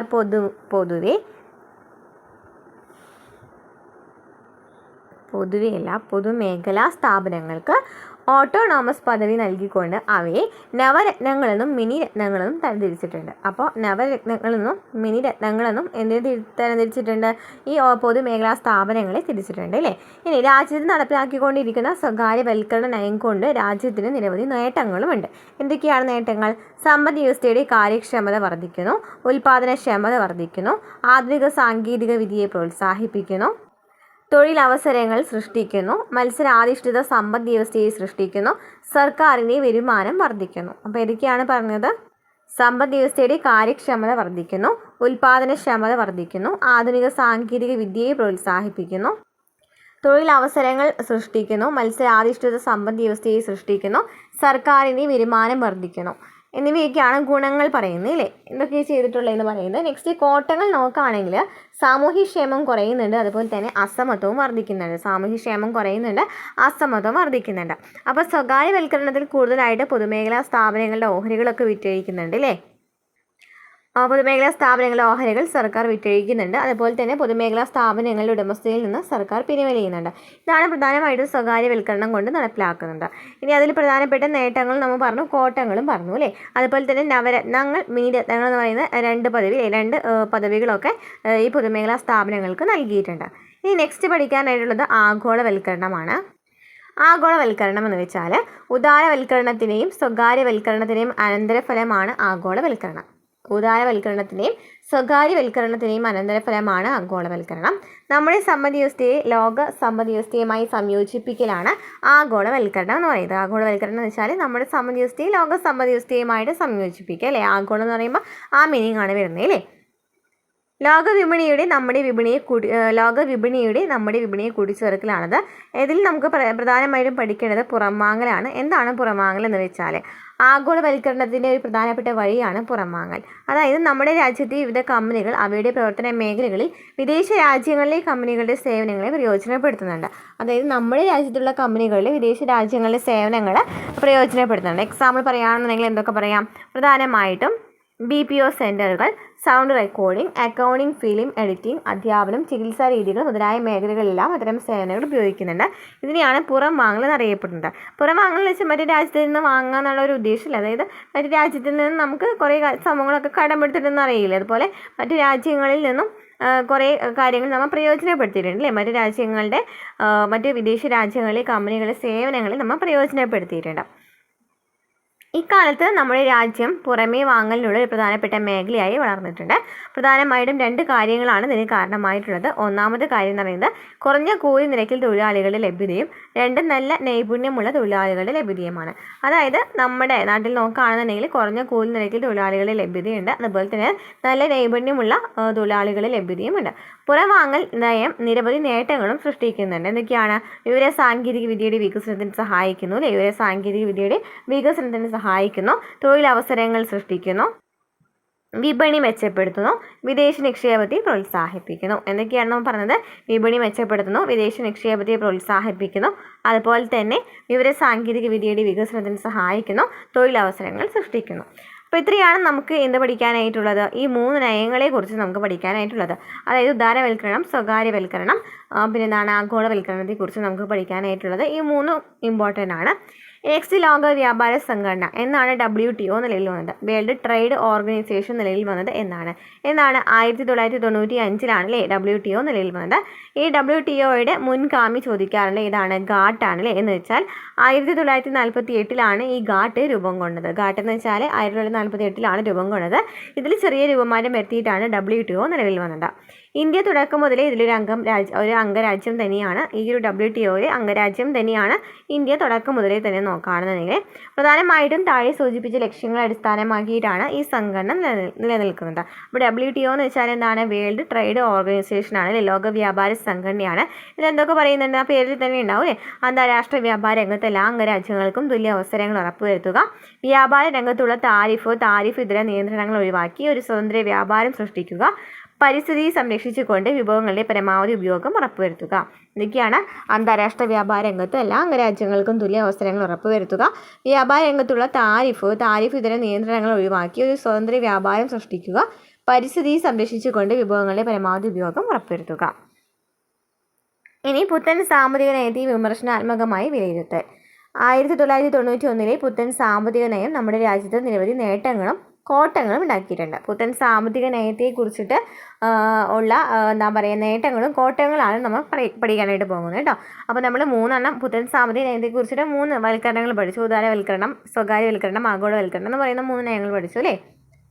അതിനുശേഷം നമ്മൾ പഠിച്ചെന്തായിരുന്നു? WTOനെ കുറിച്ച് പഠിച്ചു. ഇനി നമുക്ക് പഠിക്കാനായിട്ടുള്ളത് ഈ പുത്തൻ സാമ്പത്തിക വികസനത്തിൻ്റെ ഈ നയത്തിൻ്റെ പുത്തൻ സാമ്പത്തിക നയത്തിൻ്റെ നേട്ടങ്ങളും കോട്ടങ്ങളാണ്. ഗുണങ്ങൾ നോക്കുകയാണെങ്കിൽ GDP വർദ്ധിച്ചിട്ടുണ്ട്. GDP വർദ്ധിച്ചെന്ന് വെച്ചാൽ എങ്ങനെയാണ്? സാമ്പത്തിക പരിഷ്കരണത്തിലൂടെ രാജ്യത്തിൻ്റെ GDP വർദ്ധിച്ചിട്ടുണ്ട്. ഇത് സാമ്പത്തിക വളർച്ചയ്ക്ക് കാരണമായി. എന്നാൽ കാർഷിക വ്യവസായ മേഖലകളുടെ GDPയിലേക്കുള്ള സംഭാവന രാജ്യത്ത് കുറഞ്ഞു വരികയാണ്. അപ്പം ശരിക്കും പറഞ്ഞാൽ GDP ഒക്കെ വർദ്ധിച്ചിട്ടുണ്ടെങ്കിലും കാർഷിക മേഖലയിലും വ്യവസായ മേഖലയിലൊക്കെ GDP കുറവാണ്. സേവന മേഖലയിലാണ് GDP കൂടുതലായിട്ടുള്ളത്. നമുക്കറിയാം പ്രാഥമിക മേഖല, ദ്വിതീയ മേഖല, സേവന മേഖല എന്നിങ്ങനെ ഉള്ള കാര്യങ്ങളുണ്ട് അല്ലേ. ഇതിൽ പ്രാഥമിക മേഖല എന്ന് വെച്ചാൽ എന്താണ്? കൃഷിയുമായി ബന്ധപ്പെട്ട ഒരു പ്രവർത്തനങ്ങൾ, ഖനനം ഒക്കെ വരുന്നത് ഇതിലാണ്. ഈ ഒരു ഇതിലാണ് പ്രാഥമിക മേഖലയിലാണ്. ഇനി ദ്വിതീയ മേഖല എന്ന് വെച്ചാൽ വ്യവസായങ്ങളാണ് അവിടെ കൂടുതലായിട്ട് വരുന്നത് അല്ലേ. ഇനി സേവനങ്ങൾ എന്ന് പറയുമ്പോൾ സേവനങ്ങൾ എന്തൊക്കെയാണ് പറയാം? സേവനങ്ങളിൽ ബാങ്കിങ് ഒക്കെ സേവനങ്ങളാണ് അല്ലേ. അപ്പോൾ അതൊക്കെ ഹോട്ടലൊക്കെ തൃതീയ മേഖലകളിൽ വരുന്നവയാണ്.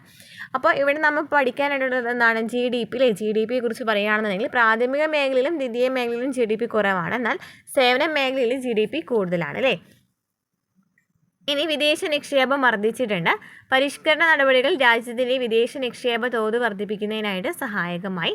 നേരിട്ടുള്ള വിദേശ നിക്ഷേപവും വിദേശ സ്ഥാപന നിക്ഷേപവും രാജ്യത്ത് വർദ്ധിച്ചിട്ടുണ്ട്. നെക്സ്റ്റ് വിദേശ വിനിമയ തോത് വർദ്ധിച്ചു. വിനിമയ തോതും വർദ്ധിച്ചിട്ടുണ്ട്. നമ്മുടെ രാജ്യത്തിൻ്റെ വിദേശ വിനിമയ തോത് വർദ്ധിപ്പിക്കുവാൻ പരിഷ്കരണ നടപടികളിലൂടെ സാധിച്ചു. നെക്സ്റ്റ് സമ്പാദ്യവും നിക്ഷേപവും വർദ്ധിച്ചു. സമ്പാദ്യ നിരക്ക് 50% മുകളിലും നിക്ഷേപ നിരക്ക് 36% മുകളിലും എത്തിക്കുവാൻ പരിഷ്കരണം സഹായിച്ചു. നെക്സ്റ്റ് കയറ്റുമതി വർദ്ധിച്ചു. പരിഷ്കരണ നടപടികളിലൂടെ നമ്മുടെ രാജ്യത്തിൻ്റെ കയറ്റുമതി വർദ്ധിപ്പിക്കുവാൻ സാധിച്ചിട്ടുണ്ട്. പ്രധാനമായിട്ടും automobiles, engineering goods, software, textiles മുതലായ ഉൽപ്പാദന മേഖലകളിലെ ഉൽപ്പന്നങ്ങൾ കയറ്റുമതി ചെയ്യുന്ന രാജ്യമായി നമ്മുടെ രാജ്യം മാറി. അപ്പോൾ കയറ്റുമതി വർദ്ധിച്ചിട്ടുണ്ട്. പിന്നെ നോക്കുകയാണെങ്കിൽ ദാരിദ്ര്യ നിരക്ക് കുറഞ്ഞു. പരിഷ്കരണത്തിലൂടെ രാജ്യത്തിൻ്റെ ദാരിദ്ര്യ നിരക്ക് കുറയ്ക്കുവാൻ കഴിഞ്ഞു. ഇപ്പോൾ നമ്മുടെ രാജ്യത്തെ ദാരിദ്ര്യ നിരക്ക് 20% മാത്രമേ ഉള്ളൂ. അപ്പം നമുക്ക് പുത്തൻ സാമ്പത്തിക നയത്തിൻ്റെ ഗുണങ്ങളാണ് പറഞ്ഞത്. GDP വർദ്ധിച്ചു, വിദേശ നിക്ഷേപം വർദ്ധിച്ചു. വിദേശ നിക്ഷേപം മാത്രമല്ല വിദേശ വിനിമയ തോതും വർദ്ധിച്ചിട്ടുണ്ട്. സമ്പാദ്യവും നിക്ഷേപവും വർദ്ധിച്ചു, കയറ്റുമതി വർദ്ധിച്ചു. അതുപോലെ തന്നെ ദാരിദ്ര്യത്തിൻ്റെ നിരക്ക് കുറഞ്ഞു. ഇനി ദോഷഫലങ്ങൾ നോക്കുകയാണെങ്കിൽ തൊഴിലവസരങ്ങൾ വേണ്ടത്ര വർദ്ധിച്ചില്ല.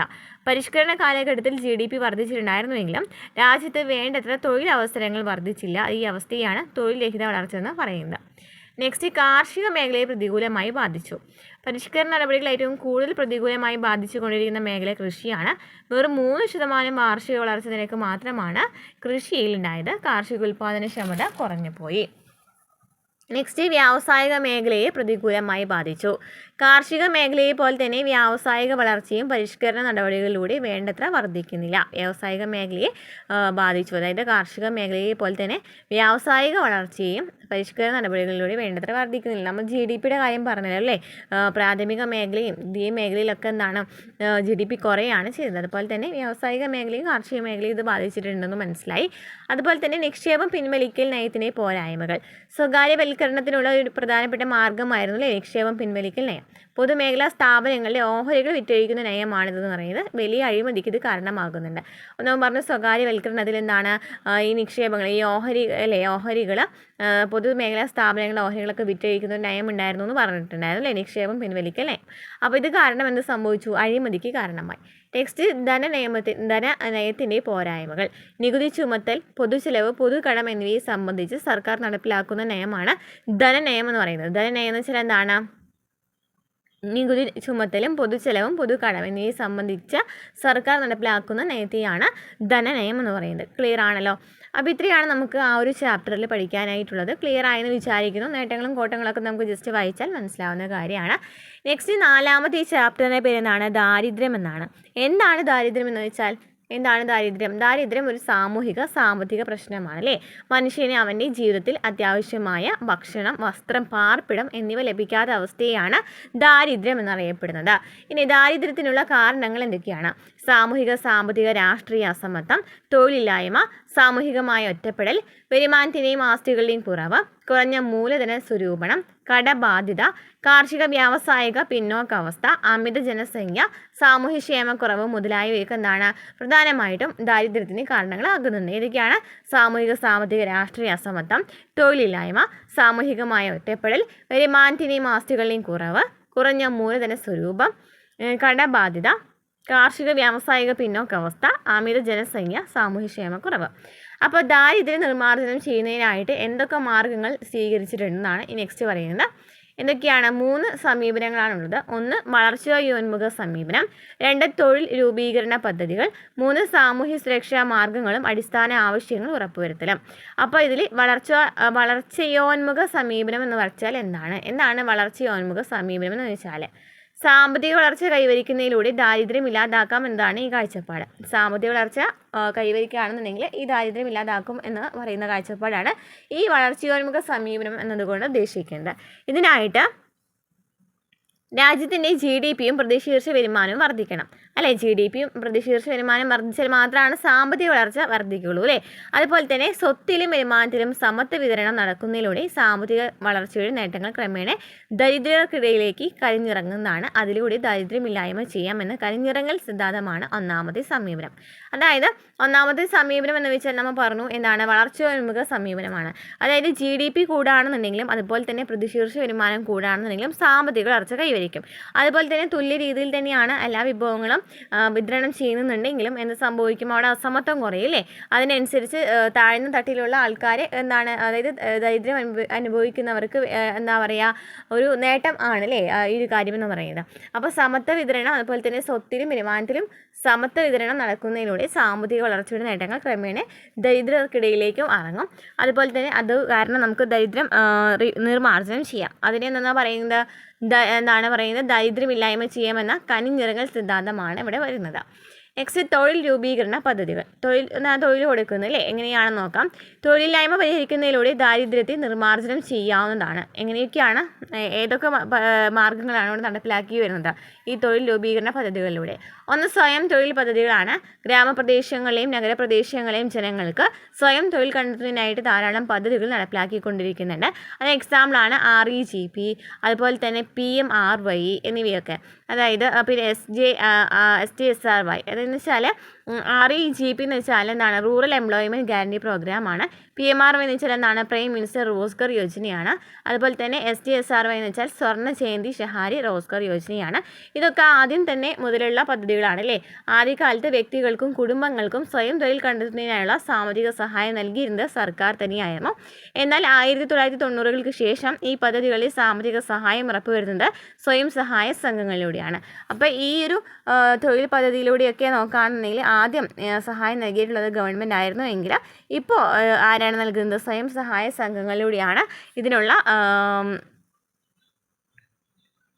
സഹായം ഉറപ്പുവരുത്തുന്നത്. പദ്ധതിക്ക് ആവശ്യമായ സാമ്പത്തിക സഹായം ബാങ്കുകൾ വഴി സർക്കാർ സ്വയം സഹായ സംഘങ്ങൾക്ക് നൽകുകയാണ് ചെയ്യുന്നത്. ബാങ്കുകൾ വഴിയാണ് നൽകുന്നത്. ക്ലിയർ ആണല്ലോ അല്ലേ. അങ്ങനെ പ്രധാനപ്പെട്ട ഒരു പദ്ധതിയാണ് STSY എന്ന് പറയുന്നത്. അതായത് സ്വർണ്ണ ജയന്തി സ്വരാസ്കോർ യോജന എന്ന് പറയുന്നത്. നെക്സ്റ്റ് വരുന്നത് തൊഴിലിന് കൂലി നൽകുന്ന പദ്ധതികളാണ്. തൊഴിലിന് കൂലി നൽകുക ഒന്ന് നമ്മൾ പറഞ്ഞു, സ്വയം തൊഴിൽ നൽകുന്ന പദ്ധതികളാണ്. നല്ലത്. നെക്സ്റ്റ് വരുന്നത് തൊഴിലിന് കൂലി നൽകുന്ന പദ്ധതികളാണ്. അതായത് ദാരിദ്ര്യ നിർമ്മാർജ്ജനം ചെയ്യുന്നതിനായി ഇത്തരത്തിലുള്ള നിരവധി പദ്ധതികൾ നടപ്പിലാക്കിയിട്ടുണ്ട് അല്ലേ സർക്കാർ. അതിൽ പ്രധാനപ്പെട്ടതാണ് ജോലിക്ക് ഭക്ഷണം പരിപാടി, ജോലിക്ക് കൂലി ഭക്ഷണം എന്ന് പറയുന്ന ഒരു പരിപാടി അല്ലേ, അതാണ് ജോലിക്ക് ഭക്ഷണം പരിപാടി. പിന്നെ SDRY, പിന്നെ അതാണ് എന്താ പറയുക, SDRY എന്ന് വെച്ചാൽ സമ്പൂർണ്ണ ഗ്രാമീൺ റോസ്ഗർ യോജന, SDRY. 2005 ഗ്രാമപ്രദേശങ്ങളിലെ പാവപ്പെട്ട ജനങ്ങൾക്ക് തൊഴിൽ ഉറപ്പുവരുത്തുന്നതിനായി സർക്കാർ ഒരു നിയമം പാർലമെൻറ്റിൽ പാസ്സാക്കിയിട്ടുണ്ടായിരുന്നു. അതാണ് NREG ആക്ട്, അതായത് 2005 national rural employment guarantee act എന്ന് പറയപ്പെടുന്നത് അല്ലേ. അതായത് നമ്മൾ പറഞ്ഞു എന്താണ് NREG എന്ന് വെച്ചാൽ എന്താണ്, തൊഴിലുറപ്പ് പദ്ധതിയാണ് അല്ലേ. പേരൊക്കെ മാറിയിട്ടുണ്ട് അല്ലേ. ഇപ്പോൾ ഗ്രാമപ്രദേശങ്ങളിലെ ഓരോ കുടുംബത്തിലെയും ചുരുങ്ങിയ ഒരു വ്യക്തിക്കെങ്കിലും ഒരു വർഷം 100 ദിനങ്ങളിൽ കുറയാതെ വേതനം നൽകിക്കൊണ്ട് തൊഴിലവസരങ്ങൾ ഉറപ്പ് വരുത്തുന്നതിനുള്ള നിയമമാണ് പാസ്സാക്കിയത്. നമ്മൾ പറഞ്ഞു 150 ആക്കി, 150 ആക്കിയിട്ടുണ്ടായിരുന്നല്ലോ അല്ലേ. 150 അല്ല കേട്ടോ, 125 125 ദിനങ്ങളാക്കിയിട്ടുണ്ടായിരുന്നു അല്ലേ. പിന്നെ ഇവിടെ എന്താ, നമുക്ക് ഇവിടെ മഹാത്മാഗാന്ധി ഗ്രാമീണ തൊഴിലുറപ്പ് പദ്ധതി നടപ്പിലാക്കിയതിനെ കുറിച്ച് പറയുന്നത്. നമുക്കറിയാം ഇപ്പം അതിൻ്റെ പേര് മാറിയിട്ട് Viksit Bharat guarantee four Rozgar and Aajeevika mission ആയിട്ടുണ്ട്. അതായത് VBG റാംജി എന്ന പേരിലാണ് അത് അറിയപ്പെടുന്നത് അല്ലേ.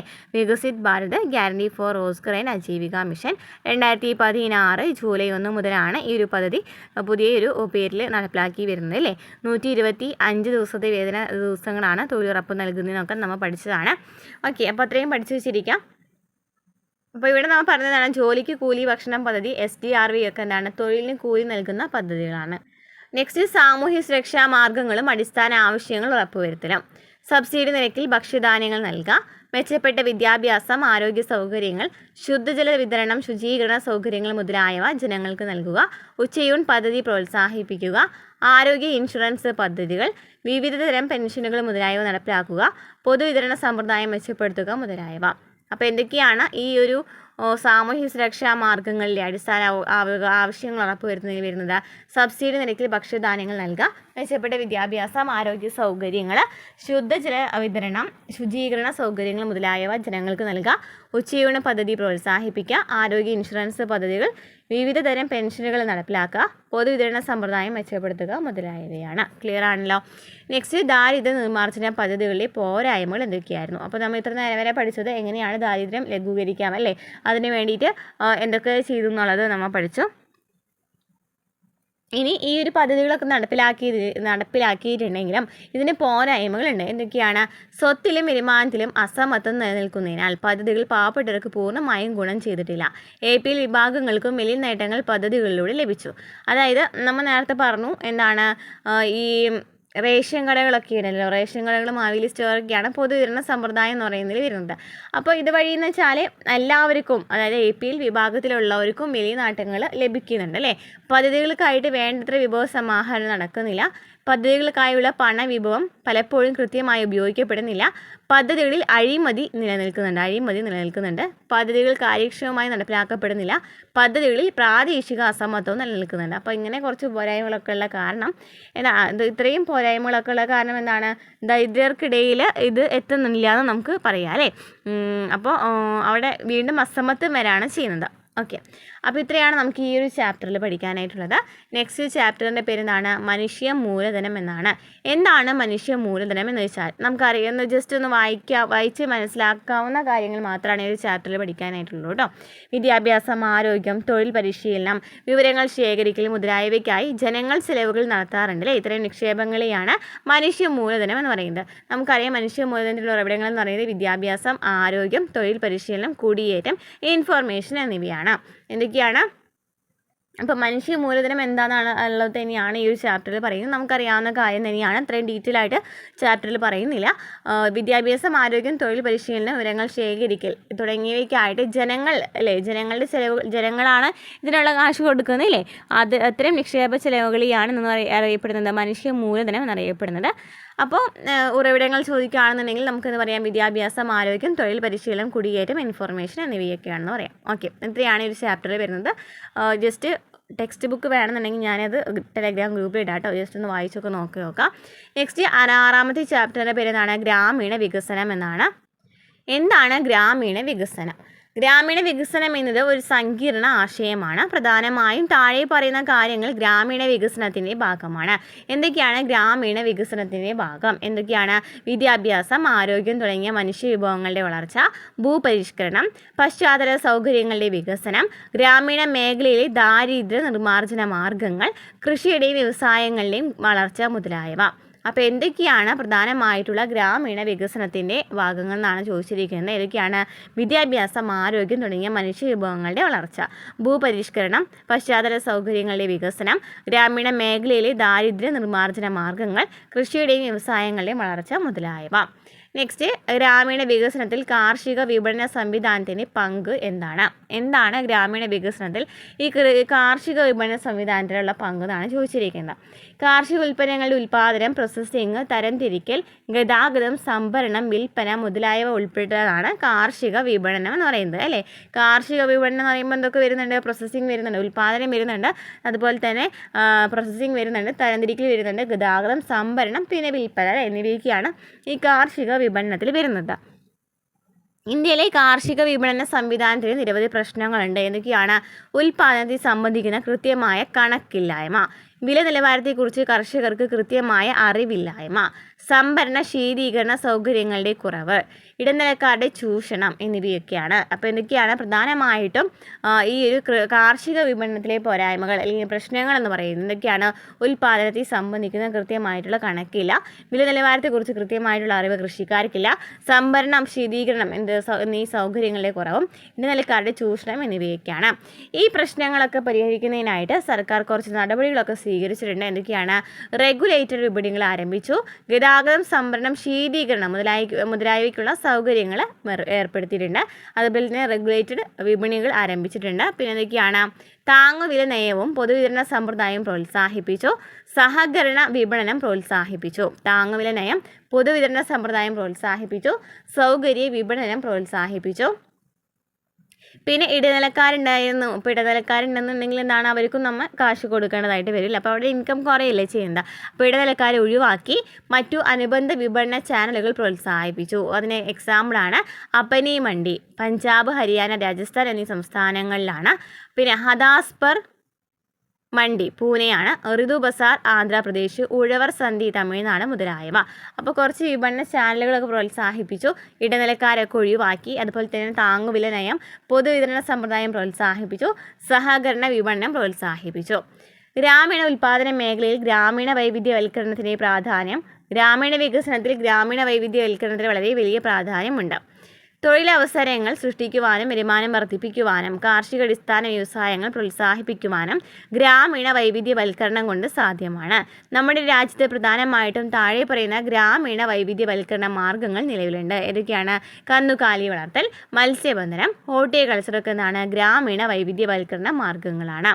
ഓക്കെ, അപ്പോൾ ഇത്രയാണ് ഈ ഒരു ചാപ്റ്ററിൽ പഠിക്കാനായിട്ടുള്ളത്. നെക്സ്റ്റ് ചാപ്റ്ററിൻ്റെ പേരെന്താണ്? തൊഴിൽ വളർച്ച, അനൗപചാരികവൽക്കരണം, മറ്റ് പ്രശ്നങ്ങൾ. അപ്പോൾ തൊഴിലുമായി ബന്ധപ്പെട്ട് വരുന്ന ഒരു ചാപ്റ്ററാണ്. അപ്പോൾ തൊഴിലാളികളല്ലാത്തവരൊക്കെ ഉണ്ട്. ഇതിൽ ഉപജീവനത്തിനായിട്ട് വരുമാനം കണ്ടെത്തുന്ന പ്രവർത്തനമാണ് തൊഴിലെന്ന് പറയുന്നത്.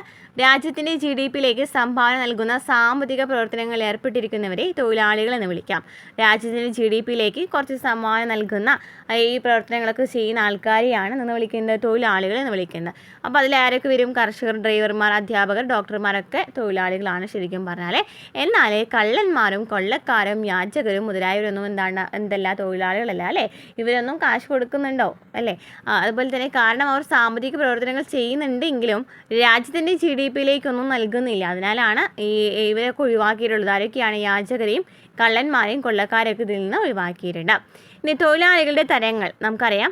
സ്വയം തൊഴിൽ ഏർപ്പെട്ടിരിക്കുന്നവരുണ്ട്, കൂലി വേലക്കാരുണ്ട് അല്ലേ.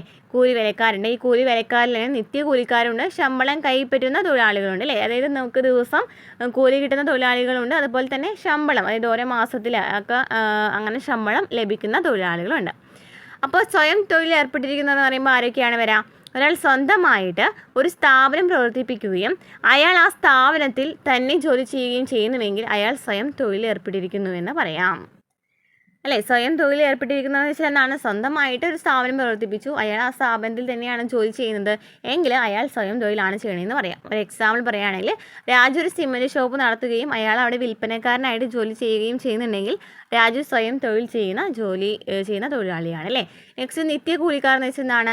മറ്റൊരാളുടെ സ്ഥാപനത്തിൽ അല്ലെങ്കിൽ മേൽനോട്ടത്തിൽ ജോലി ചെയ്യുകയും ദിവസേന കൂലി കൈപ്പറ്റുകയും ചെയ്യുന്ന തൊഴിലാളികളെയാണ് നിത്യകൂലിക്കാർ എന്ന് പറയുന്നത്. ഇപ്പോൾ ഡ്രൈവർമാരും വാർക്കപ്പണിക്കാരും കർഷകരൊക്കെ ഈ നിത്യകൂലിക്കാരിൽ വരുന്നവരാണ്. നെക്സ്റ്റ് ശമ്പളം കൈപ്പറ്റുന്നവർ. അധ്യാപകർ, വക്കീലന്മാർ, ഡോക്ടർമാർ മുതലായ ഈ തൊഴിലാളികളെല്ലാം മാസത്തിലേക്കോ വർഷത്തിലേക്കോ ചെയ്യുന്ന തൊഴിലിന് വേണ്ടിയിട്ട് ശമ്പളം കൈപ്പറ്റുന്നവരാണ്, അല്ലേ? തൊഴിൽ ശക്തിയുടെ ഔപചാരികവൽക്കരണവും അനൗപചാരികവൽക്കരണത്തെക്കുറിച്ച് ഇവിടെ പറയുന്നുണ്ട്. നെക്സ്റ്റ്, ഇന്ത്യയിൽ തൊഴിൽ മേഖലയിലെ ഔപചാരിക തൊഴിലാളികളെയും അനൗപചാരിക തൊഴിലാളികളെയും കാണാനായിട്ട് സാധിക്കും. എന്താണ് ഔപചാരിക തൊഴിലാളികൾ എന്ന് വെച്ചാൽ? നമ്മൾ നേരത്തെ പറഞ്ഞു ഏതാണ് തൊഴിലാളികൾ പലതരത്തിലുണ്ടെന്ന് പറഞ്ഞല്ലോ, അല്ലേ? അതുപോലെ തന്നെ വേറൊരു ഡിവിഷനാണ് ഔപചാരിക തൊഴിലാളികളും അനൗപചാരിക തൊഴിലാളികളും. ഔപചാരിക തൊഴിലാളികൾ എന്ന് വെച്ചാൽ ഒരു പൊതുമേഖലാ സ്ഥാപനമോ സ്വകാര്യ സ്ഥാപനമോ 10 അതിൽ കൂടുതൽ തൊഴിലാളികളെ ഉൾപ്പെടുത്തിയിട്ട്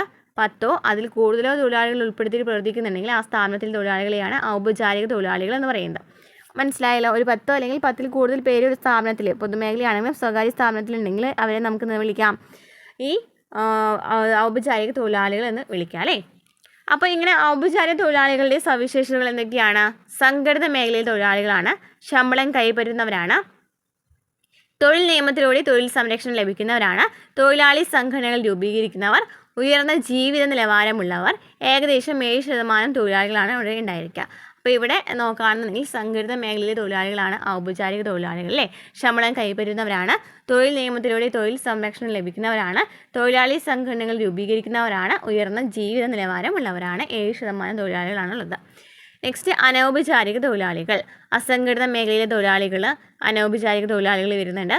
സ്വയം തൊഴിൽ ഏർപ്പെട്ടിരിക്കുന്നവരും നിത്യകൂലിക്കാരും, തൊഴിൽ സംരക്ഷണം ലഭിക്കാത്തവർ, തൊഴിലാളി സംഘടനകൾ രൂപീകരിക്കാത്തവർ, പൊതുവെ താഴ്ന്ന ജീവിത നിലവാരമുള്ള തൊഴിലാളികൾ. 93% തൊഴിലാളികളും ഈ ഒരു അനൗപചാരിക തൊഴിലാളികളിലാണ് വരുന്നത്. അനൗപചാരിക തൊഴിലാളികൾ എന്ന് പറയുമ്പോൾ അസംഘടിത മേഖലയിൽ തൊഴിലാളികൾ വരും, സ്വയം തൊഴിൽ ഏർപ്പെട്ടിരിക്കുന്നവർ നിത്യകൂലിക്കാരും വരും, തൊഴിൽ സംരക്ഷണം ലഭിക്കാത്തവർ വരും, തൊഴിലാളി സംഘടനകൾ രൂപീകരിക്കാത്തവർ വരും, പൊതുവെ തന്നെ താഴ്ന്ന ജീവിത നിലവാരമുള്ള തൊഴിലാളികളും വരും. 93% തൊഴിലാളികളും എന്താണ്? അനൗപചാരിക തൊഴിലാളികളാണ്. ക്ലിയർ ആണല്ലോ, അല്ലേ? ഇനി നെക്സ്റ്റ് വരുന്നത് 8ാമത്തെ ചാപ്റ്ററാണ് പശ്ചാത്തല സൗകര്യങ്ങൾ. എന്താണ് പശ്ചാത്തല സൗകര്യങ്ങൾ എന്ന് വെച്ചാൽ ഗതാഗതം, ഊർജം, ആശയവിനിമയം, ആരോഗ്യം, വിദ്യാഭ്യാസം, പാർപ്പിടം, ശുചിത്വ സൗകര്യങ്ങൾ തുടങ്ങിയവയ്ക്ക് എന്താണ്? ഒരു സമ്പദ് വ്യവസ്ഥയുടെ പശ്ചാത്തല സൗകര്യങ്ങളാണ്. നമുക്ക് ഈ പശ്ചാത്തല സൗകര്യങ്ങൾ രണ്ടായിട്ട് തിരിക്കാം. എങ്ങനെയൊക്കെയാണ്? സാമ്പത്തികവും സാമൂഹികവും. സാമ്പത്തികം എന്ന് പറയുമ്പോൾ ഊർജം, ഗതാഗതം, വാർത്താവിനിമയം ഒക്കെയാണ് വരിക. സാമൂഹികം എന്ന് വെച്ചാൽ വിദ്യാഭ്യാസം, പാർപ്പിടം, ആരോഗ്യം എന്നിവയാണ് വരിക. സാമ്പത്തികം എന്ന് വെച്ചാൽ ഊർജ്ജം, ഗതാഗതം, വാർത്താവിനിമയം. സാമൂഹികമാണെങ്കിലോ വിദ്യാഭ്യാസം, പാർപ്പിടം, ആരോഗ്യം എന്നിവയാണ് വരിക. ഇനി ഈ പശ്ചാത്തല സൗകര്യങ്ങളുടെ പ്രാധാന്യം എന്തൊക്കെയാണ്? നമുക്കറിയാവുന്ന കാര്യങ്ങൾ തന്നെയാണ്, അല്ലേ? വ്യവസായവൽക്കരണത്തെ പിന്തുണയ്ക്കുന്നുണ്ട്, കാർഷിക വികസനത്തെ പിന്തുണയ്ക്കുന്നു, ഉൽപ്പാദന ഘടകങ്ങളുടെ ഉൽപ്പാദനക്ഷമത വർദ്ധിപ്പിക്കുന്നു, ജീവിത നിലവാരം ഉയർത്തുന്നു, മെച്ചപ്പെട്ട ആരോഗ്യ പരിരക്ഷാ സംവിധാനം നൽകുന്നു, ദാരിദ്ര്യവും തൊഴിലില്ലായ്മയും കുറയ്ക്കുന്നു. ഇനി ഊർജ്ജ മേഖലയിലെ വെല്ലുവിളികളെ കുറിച്ച് പറയുന്നുണ്ട്. ഊർജ്ജ മേഖല എടുത്ത് പറയുന്നുണ്ട്, അപ്പോൾ പഠിച്ചു വെച്ചിരിക്കാം. ഊർജ്ജ മേഖലയുടെ വെല്ലുവിളികൾ. വൈദ്യുതി ഉൽപ്പാദിപ്പിക്കാൻ വേണ്ടത്ര ശേഷിയില്ല, അല്ലേ? വൈദ്യുതോർജ്ജത്തിൻ്റെ പ്രസരണ വിതരണ നഷ്ടം, സംസ്ഥാന വൈദ്യുതി ബോർഡുകളുടെ സാമ്പത്തിക നഷ്ടം, ഉയർന്ന പവർ താരിഫിൻ്റെയും വൈദ്യുതി വെട്ടിക്കുറവിൻ്റെയും പ്രശ്നങ്ങൾ, അസംസ്കൃത വസ്തുക്കളുടെ കുറവ്, ഊർജ്ജ മേഖലയിൽ സർക്കാർ നിക്ഷേപത്തിൻ്റെ അഭാവം, സ്വകാര്യവൽക്കരണത്തിൻ്റെ പ്രശ്നങ്ങൾ. അപ്പോൾ എന്തൊക്കെയാണ് ഊർജ്ജ മേഖല നേരിടുന്ന വെല്ലുവിളികൾ? വൈദ്യുതി ഉൽപ്പാദിപ്പിക്കാൻ വേണ്ടത്ര ശേഷിയില്ല, പ്രസരണ വിതരണ നഷ്ടമുണ്ട്, സംസ്ഥാന വൈദ്യുതി ബോർഡുകളുടെ സാമ്പത്തിക നഷ്ടം, ഉയർന്ന പവർ താരിഫിനെയും വൈദ്യുതി വെട്ടിക്കുറവിനെയും പ്രശ്നങ്ങൾ, അസംസ്കൃത വസ്തുക്കളുടെ കുറവ്, ഊർജ്ജ മേഖലയിൽ സർക്കാർ നിക്ഷേപത്തിൻ്റെ അഭാവം, സ്വകാര്യവൽക്കരണത്തിൻ്റെ പ്രശ്നങ്ങൾ. ഇത് പരിഹരിക്കുന്നതിനായിട്ട് എന്തൊക്കെ നടപടികൾ ചെയ്തിട്ടുണ്ട്? എന്തൊക്കെ ചെയ്യാനായിട്ട് പറ്റും? പുനരുപയോഗിക്കാവുന്ന ഊർജ്ജ സ്രോതസ്സുകളുടെ ഉപയോഗം പ്രോത്സാഹിപ്പിക്കുക. അസംസ്കൃത വസ്തുക്കളുടെ പുതിയ ഉറവിടങ്ങൾ കണ്ടെത്തുക, ഊർജ്ജ സംരക്ഷണ ഉപകരണങ്ങൾ ഉപയോഗിക്കുക, സർക്കാർ നിക്ഷേപം വർദ്ധിപ്പിക്കുക, ഊർജ്ജം ലാഭിക്കുക എന്ന മുദ്രാവാക്യം പിന്തുടരുക. എന്തൊക്കെയാണ് ഊർജ്ജ മേഖലയിലെ പ്രശ്നങ്ങൾ പരിഹരിക്കാനുള്ള നടപടികൾ? പുനരുപയോഗിക്കാവുന്ന ഊർജ്ജ സ്രോതസ്സുകളുടെ ഉപയോഗം പ്രോത്സാഹിപ്പിക്കുക, അസംസ്കൃത വസ്തുക്കളുടെ പുതിയ ഉറവിടങ്ങൾ കണ്ടെത്തുക, ഊർജ്ജ സംരക്ഷണ ഉപകരണങ്ങൾ ഉപയോഗിക്കുക, സർക്കാർ നിക്ഷേപം വർദ്ധിപ്പിക്കുക, ഊർജ്ജം ലാഭിക്കുക എന്ന് പറയുന്ന മുദ്രാവാക്യം പിന്തുടരുക. ക്ലിയർ ആണല്ലോ? അപ്പോൾ ഇത്രയാണ് നമുക്ക് ഈ ഒരു ചാപ്റ്ററിൽ പഠിക്കാനായിട്ടുള്ളത്. നെക്സ്റ്റ് ചാപ്റ്ററിൻ്റെ പേര് പരിസ്ഥിതി സുസ്ഥിര വികസനം എന്നാണ്. നമുക്കറിയാം സുസ്ഥിര വികസനമൊക്കെ എത്രാമത്തെ പഞ്ചവത്സര പദ്ധതിയിലാണ് വരുന്നത്? 12ാമത്തെ പഞ്ചവത്സര പദ്ധതിയാണ് അല്ലേ? ഇത് എപ്പോഴും ചോദിക്കുന്ന ഒരു ക്വസ്റ്റ്യൻ ആണ് കേട്ടോ. ഇനി പരിസ്ഥിതിയുടെ ധർമ്മങ്ങൾ എന്തൊക്കെയാണ്? ജീവൻ നിലനിർത്താൻ സഹായിക്കുന്നുണ്ട് അല്ലേ? സുന്ദരമായ പ്രകൃതി ഭംഗി പ്രദാനം ചെയ്യുന്നു, പാഴ് വസ്തുക്കളെ വഹിക്കുന്നു, വിഭവങ്ങൾ നൽകുന്നു. ഇതൊക്കെ നമുക്ക് എന്താണ് നമ്മുടെ പരിസ്ഥിതിയുമായി ബന്ധപ്പെട്ട് വരുന്ന ഭാഗം തന്നെയാണ് അല്ലേ?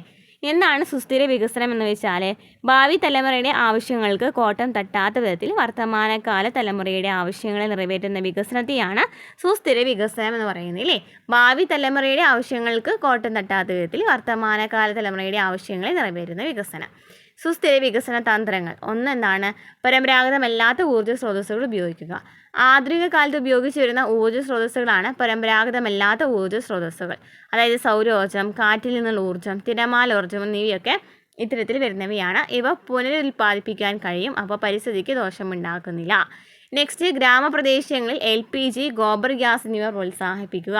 ഇതൊക്കെ നമുക്ക് എക്കണോമിക്സ് എന്നല്ല എന്താണ് പരിസ്ഥിതിയുമായി ബന്ധപ്പെട്ട് വരുന്ന ഒരു ടോപ്പിക്ക് എവിടെയാണ് വരുന്നത്? ഇതൊരു ബയോളജിയിലാണെന്ന് തോന്നുന്നു അല്ലേ വരുന്നത്. അപ്പോൾ അവിടെയൊക്കെ നമുക്ക് പഠിക്കാവുന്ന ഒരു ഭാഗമാണ്. ഗ്രാമപ്രദേശങ്ങളിൽ LPG, ഗോബർ ഗ്യാസ് എന്നിവ പ്രോത്സാഹിപ്പിക്കുക. പരിസ്ഥിതി സൗഹാർദ്ദമായ ഇന്ധനങ്ങളാണ് ഈ LPG ഗോബർ ഗ്യാസ് അല്ലേ? ഇന്ധനത്തിനായിട്ട് ഗ്രാമപ്രദേശത്ത് വിറക് ഉപയോഗിക്കുന്നത് വനനശീകരണത്തിന് കാരണമാകുന്നുണ്ട്, പരിസ്ഥിതി പ്രതിസന്ധി ഉണ്ടാക്കുന്നുണ്ട്. അതിനാൽ ഇത് പരിഹരിക്കുന്നതിനായിട്ട് LPG, ഗോബർ ഗ്യാസ് ഒക്കെ ഉപയോഗിക്കാം. നഗരങ്ങളിൽ CNG പ്രോത്സാഹിപ്പിക്കുക. വായുമലിനീകരണം നഗരങ്ങളിൽ ഒരു പ്രധാനപ്പെട്ട പരിസ്ഥിതി പ്രശ്നമാണ്. ഇത് പരിഹരിക്കുന്നതിനായിട്ട് ഡൽഹി പോലുള്ള നഗരങ്ങളിൽ ഇന്ന് CNG പ്രോത്സാഹിപ്പിക്കുന്നുണ്ട്. ഇനി കാറ്റിൽ നിന്നുള്ള ഊർജ്ജത്തെ ഉപയോഗിക്കുക. പരിസ്ഥിതിക്ക് ദോഷമുണ്ടാക്കാത്ത ചെലവ് കുറഞ്ഞ ഊർജ്ജ രൂപമാണ് കാറ്റിൽ നിന്നുള്ള ഊർജ്ജം. മാത്രമല്ല ഇവ പുനരുൽപ്പാദിപ്പിക്കാൻ കഴിയുന്നതുമാണ് അല്ലേ?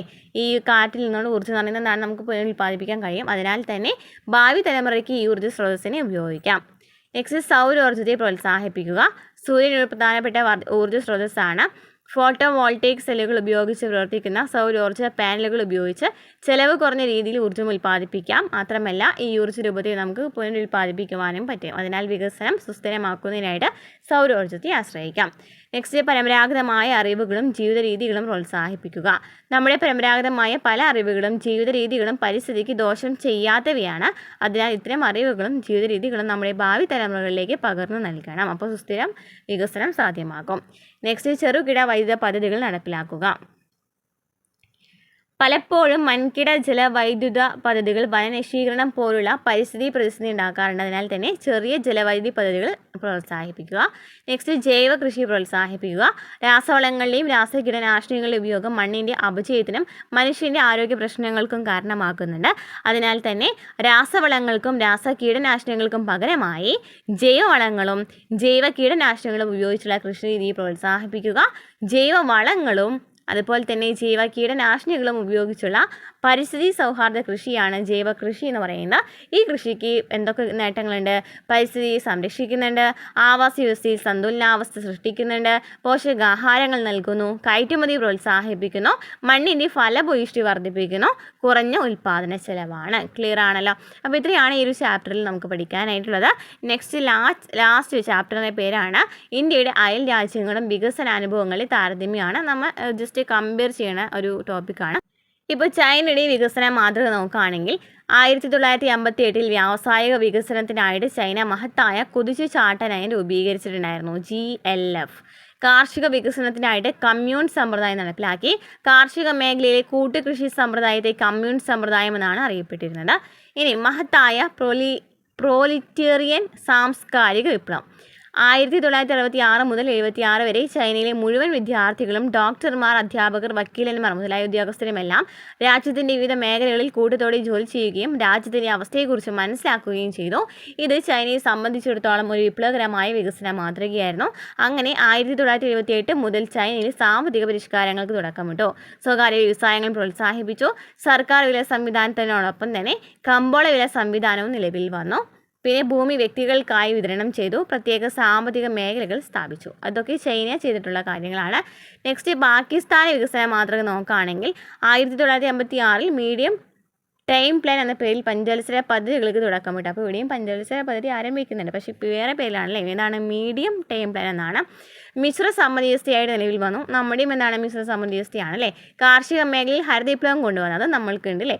അപ്പോൾ നമ്മുടെ അതേ സെയിം തന്നെയാണ് പാകിസ്ഥാൻ എന്ന് പറയുക അല്ലേ. സർക്കാർ നിയന്ത്രണത്തോടെ വ്യവസായവൽക്കരണവും ഇറക്കുമതി പ്രതിസ്ഥാപന നയവും പ്രോത്സാഹിപ്പിച്ചു. മൂലധന വസ്തുക്കൾ ഉൽപ്പാദിപ്പിക്കുന്ന വ്യവസായങ്ങളെ ദേശസാൽക്കരിച്ചു. 1988 മുതൽ സ്വകാര്യവൽക്കരണത്തിന് പ്രാധാന്യം നൽകിക്കൊണ്ട് സാമ്പത്തിക പരിഷ്കരണങ്ങൾ കൊണ്ടുവന്നു. വിദേശ വായ്പകളുടെ ആശ്രയം വർദ്ധിച്ചു.